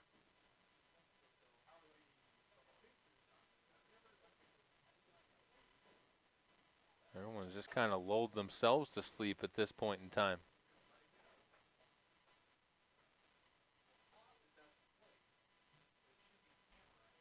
Hoff chops at that one and misses. Count goes to 1-2. And again, the fact that no one's caught this is rather impressive, or curious to say the least, at this point in time. As that one's going to be chopped over towards third. Chance at possibly two. On to second for one. Throw across and finished off by Shaw. That's a twin killing. Froge, I apologize, on the back end of the twin killing. Completes it, and it goes 5-4-3 to close it down. And now we will bat in the accurate order as Camerad will step up to the plate. So maybe all of this won't matter in the end, as Camerad will be stepping up to bat after he swapped places in the order with Kyler Hoff. And if you're the Hawks now, you don't want to bring it up because that would mean you'd have to go redo that last at bat.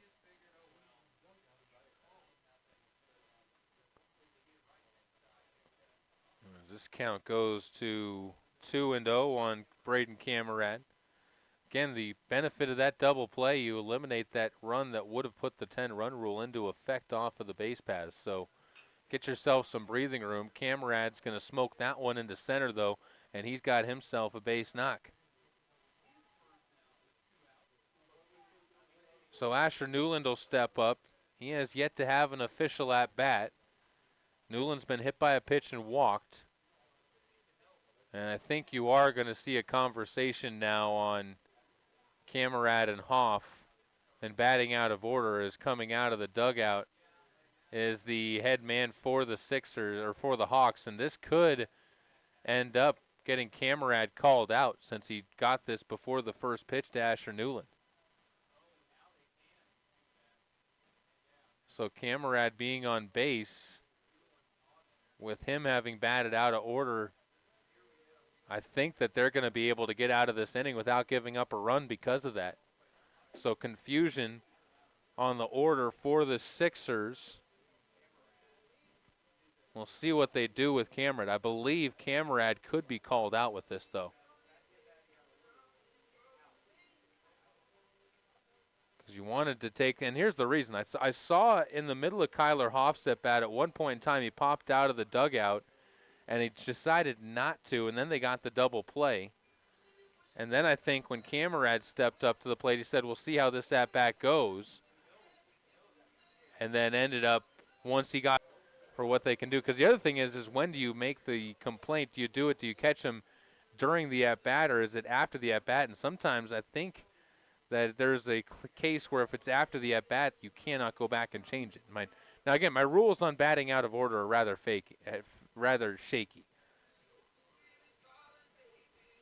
Just not something that you see called or applied very often out there on the field.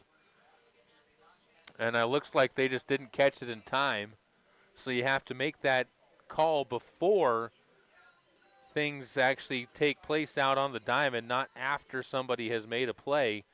Now that that has taken place, Asher Newland will step up to the plate. And as we said before, he's 0 for 0. He has had a walk and a hit by a pitch, has reached base both times and scored a run. Has not scored a run, was left at third. This one bounded up into the dirt. Pacheco moving up to second base.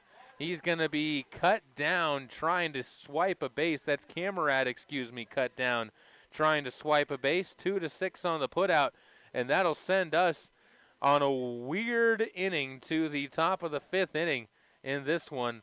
Sixers still leading it 9-0 over the Hawks. Capital Lumber is #1 in Cheyenne. Are you listening?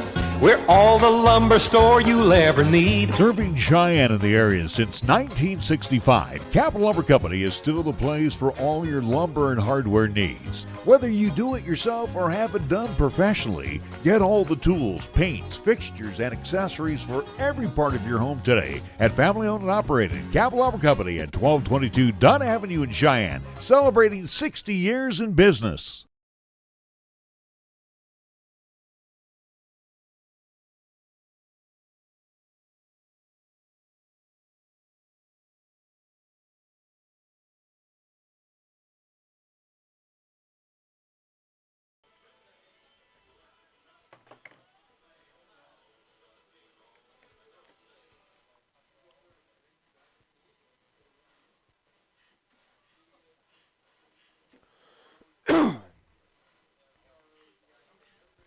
Looks like a new pitcher out onto the mound for post 6 as Braden Pearson's day is going to be done. Moving to the top of the 5th inning, Sixers are going to be, well, let's get this name correct for you before we just start throwing things out there onto the roster for the folks tuning in there across 1480 K-Array.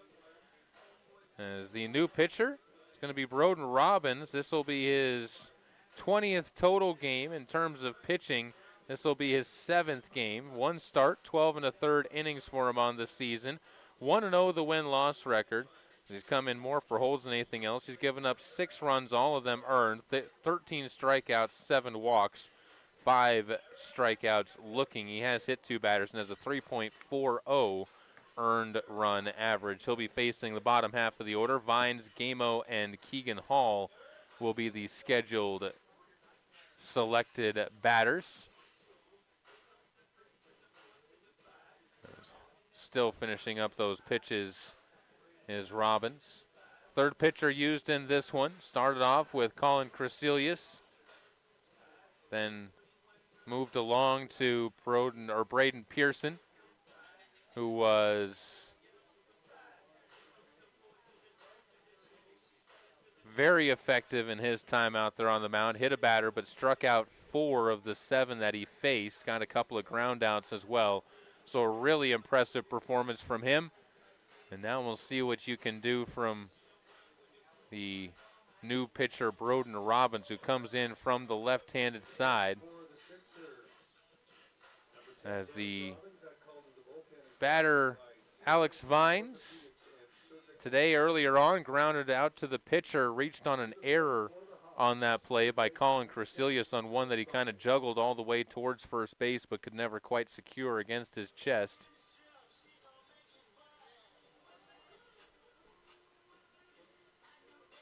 And it looks like we are finally ready to go here between these innings. Is got a little bit drug out there, maybe.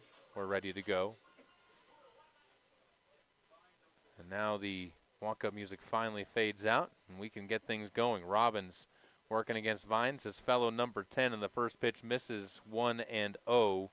The count to Alex Vines. Playing third base today. Right-hander, a slightly open stance. Wears the high water baseball pants and misses as he cuts at the 1-0. Count to 1-1. Where you just look to keep the game progressing forward if you're the Sixers. Don't want this thing to get bogged down in any way, shape, or form as Vines goes ahead 1-2, or falls behind 1-2 to Robbins.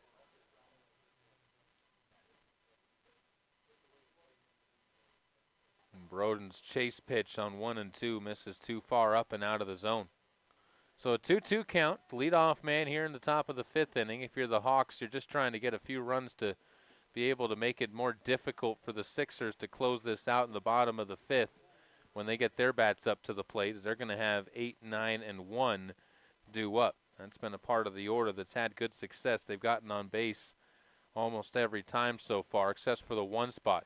This ball tapped right back to Robbins, fires to first, where Hoff is up for the play. 1-3 the put out, and 1 out up onto the board in the top of the 5th.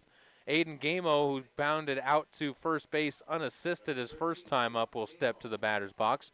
Right fielder has not had much to say in this game offensively or defensively. Offensively, just the rollout like we said, and defensively hasn't had a ball hit to him other than a base knock that he ended up overrunning.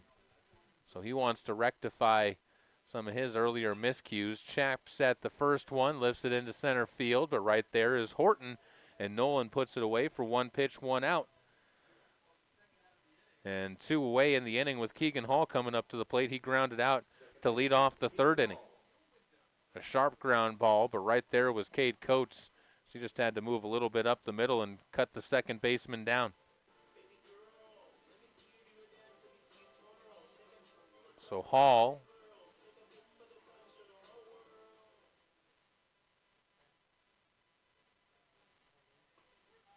takes a called strike. Cooper Hassler waits on deck, hoping for a chance. Number 9 man in the order for the Hawks. That pitch misses, though, as the breaking ball snaps a little bit short, and the count goes to 1-1.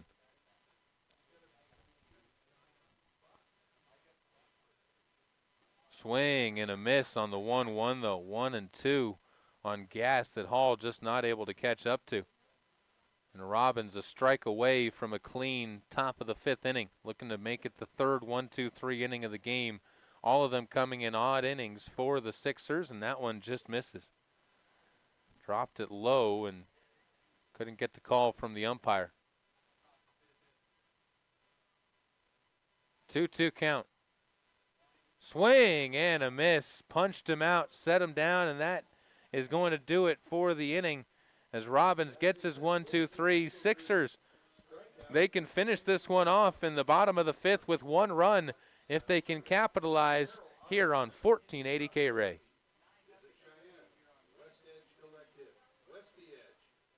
The players return to the field. Up to bat are the Warriors. First up, number 7. There's the pitch. It's a hit, good for a single. Next, number 18. He swings, line drive to center field. 15 steps up, another hit. Bases loaded now as number 40 approaches the plate. It's headed for the fence. Grand slam, the Warriors win the game. Make it home safe. Buckle up, every passenger, every trip, every time. At First Tier Bank, we strive to keep it simple. We offer great rates on a variety of CDs, and we don't make you open other accounts, or be a new customer, or use your debit card 12 times a month, or have a direct deposit to get them. We leave that nonsense to the new big green bank in town, or some colorful credit union. At First Tier, we simply invite you to come on in and call either of our 2 Cheyenne locations and get a great rate on a CD that fits your needs. Simple, the way it should be. First Tier Bank. Welcome back out to Powers Field as the Sixers 1 run away from trying to walk this one off in the bottom of the 5th inning. Send them home with a sweep of the Hawks, who are trying to get their ship righted as they are in danger of dropping to 0-6 and most likely going to drop to 0-6 on the season to this point in time. Pitcher out onto the mound. Still looks like it is a new pitcher, in fact, for the Hawks, as Cooper Hassler will be coming into the game in order to do the pitching. New catcher back behind home plate. Looks like that is Reed Horton, who will be doing the catching. I do not know if that is a straight-up switch with Gabe Broda, or if it is not. We'll find that out as things go along. But Cooper Hassler now doing the pitching. He is the 4th pitcher that has been used out of the pen for the Hawks, trying to find a way to tight walk through the bottom of the order. And as I said, the bottom of the order for the Sixers still has yet to be retired in this game, as they have been lights out so far in the contest. Pitching-wise on the mound, when it comes to the work of Hassler, only a 1/3 of an inning so far. He faced 1 batter, did get him out, but he has not seen a whole lot of time out there on the mound, and this is a tough time to come out and try to get that debut under your belt. And now, actually, excuse me, Alex Vines, I believe, is the one out there on the mound. Asher Newland will step in to take some cuts, and he'll tap one foul on the 3rd side. It is Hassler. I got a better look at the jersey number there on the back. I thought I might have misread it as a 10. It is a 9 that sits there in between the shoulder blades. Newland at the plate, hit by a pitch and a walk.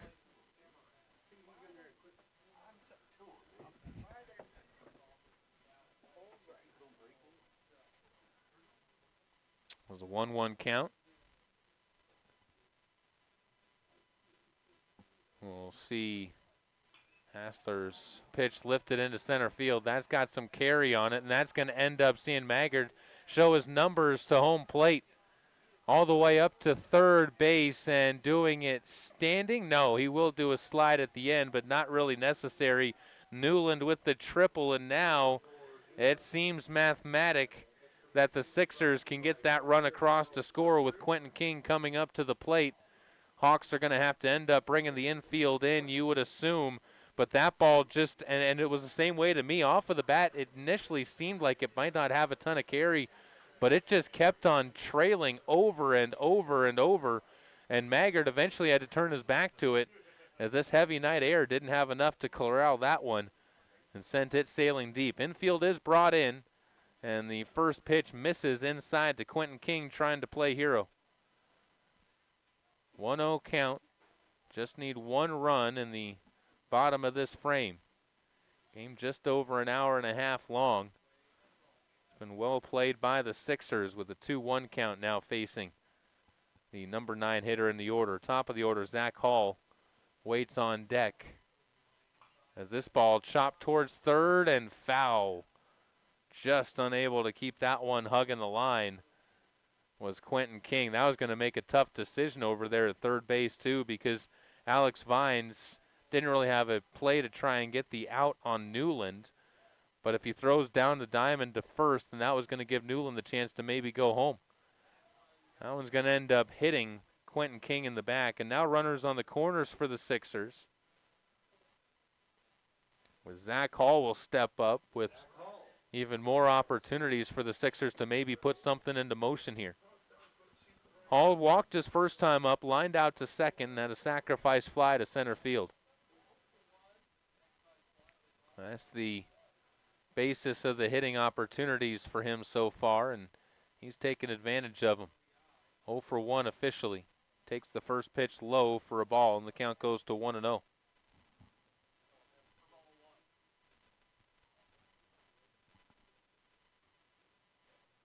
Setting once again. Delivery inside, can't find the zone, and again, Cooper Hassler falling behind. Important for Reed behind home plate to stay a wall back there, especially with the pitcher throwing break and stuff, and nearly throws that one past to the backstop. Count goes to 3-0. Nobody away in the inning. Winning run stands 90 feet away.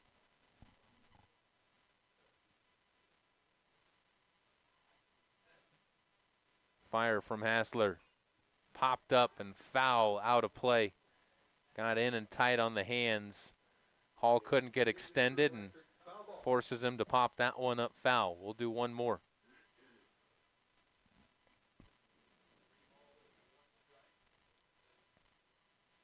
Hall asking some questions to the umpire as he again gets settled into that right-handed batter's box.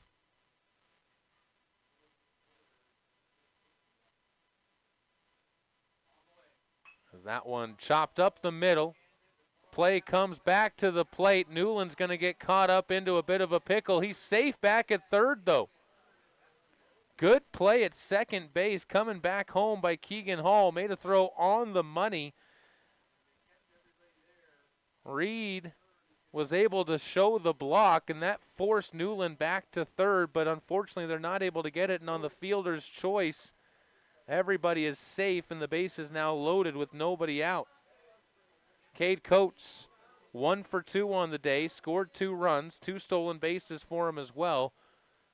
He'll step up to the plate, and he's going to slap one to left. That should do it. Caught in left field on a reaching grab by Ryan Ruskinen, but not going to matter, as coming home to score on the play with the winning run is Asher Newland on the walk-off sac fly by Cade Coates. Sixers take it 10-0 in game number 2 after a 13-3 win in game number 1. We'll take a break, come back in 3 minutes, on 1480 K-Ray. Visit the heart of...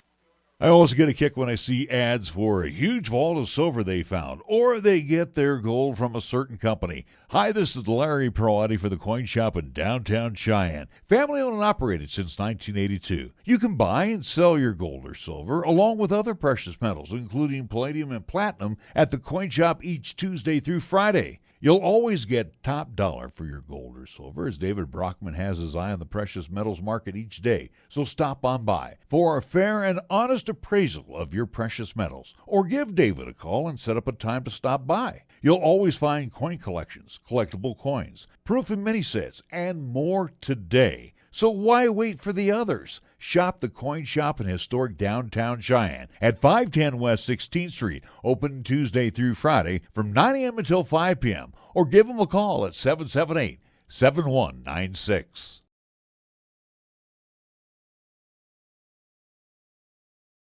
Since 1986, here's a list of cars and SUVs I have purchased or leased for myself or my family from our local dealers here in Cheyenne. Kia Optima, Sorento, K5, 2 Chevy Blazers, Honda CR-V and 3 Pilots, Aztec, Villager, Trans Am, Pontiac GT, and Grand Am. What do all these vehicles have in common? Well, for service work, even if it was just a simple oil change, they were taken care of by Shine Auto Repair and Service. Larry Perotti for Cars in Cheyenne, where John and his great team has always been there to take care of the Perotti vehicles, and yours too. John is a TechNet professional, which means he is one of the best in the country to service your car or truck. Make sure your maintenance or minor repair doesn't turn into a major problem. Call Shine Auto Repair and Service today to set up an appointment at 632-0498 or stop in at 604 West Lincoln Way. Shine Auto Repair and Service open Monday through Friday and taking care of your vehicle's needs for over 30 years.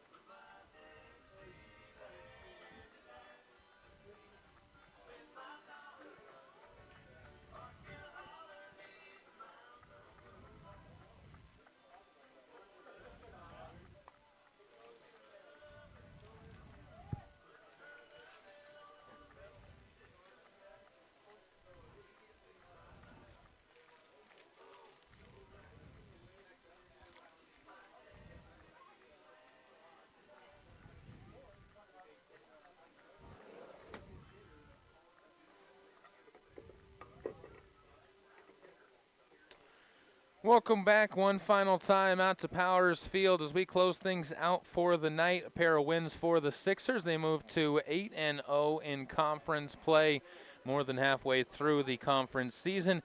13-3 and 10-0. They get the win. Unfortunately for the Hawks, not a whole lot to talk about. No hits in the game. It was a combined no-hitter by the Sixers staff, just a hit batsman and an error preventing them from the perfecto as a combined group, as it would be Crecelius, then Pearson, and then Robbins to close the door. Offensively, it got going with a 7-run first inning as the first 9 batters of the first inning would reach base for the Sixers. That included a RBI single from Kyler Hoff that brought home 2. Braden Pearson an RBI single as well, and an RBI double from Quentin King. A little bit of a lull in the end of the first and into the second inning, but in the third inning they struck for 2 more runs, or 3 more runs, 2 more runs rather, as they got singles from Quentin King and a hit by a pitch from Cade Coates. Both of them would come around to score. And in the 5th inning, a triple by Asher Newland to lead things off to almost straightaway center over the top of Mason Maggard's head, would drop down, and he would come across to score 3 batters later with the winning run to make it 10-0. Sixers again advance and move on to 19-7 on the season. They are looking and feeling very good about where their positioning is right now in terms of the state standings, as they will be back in action all week down in Greeley with a slate of games.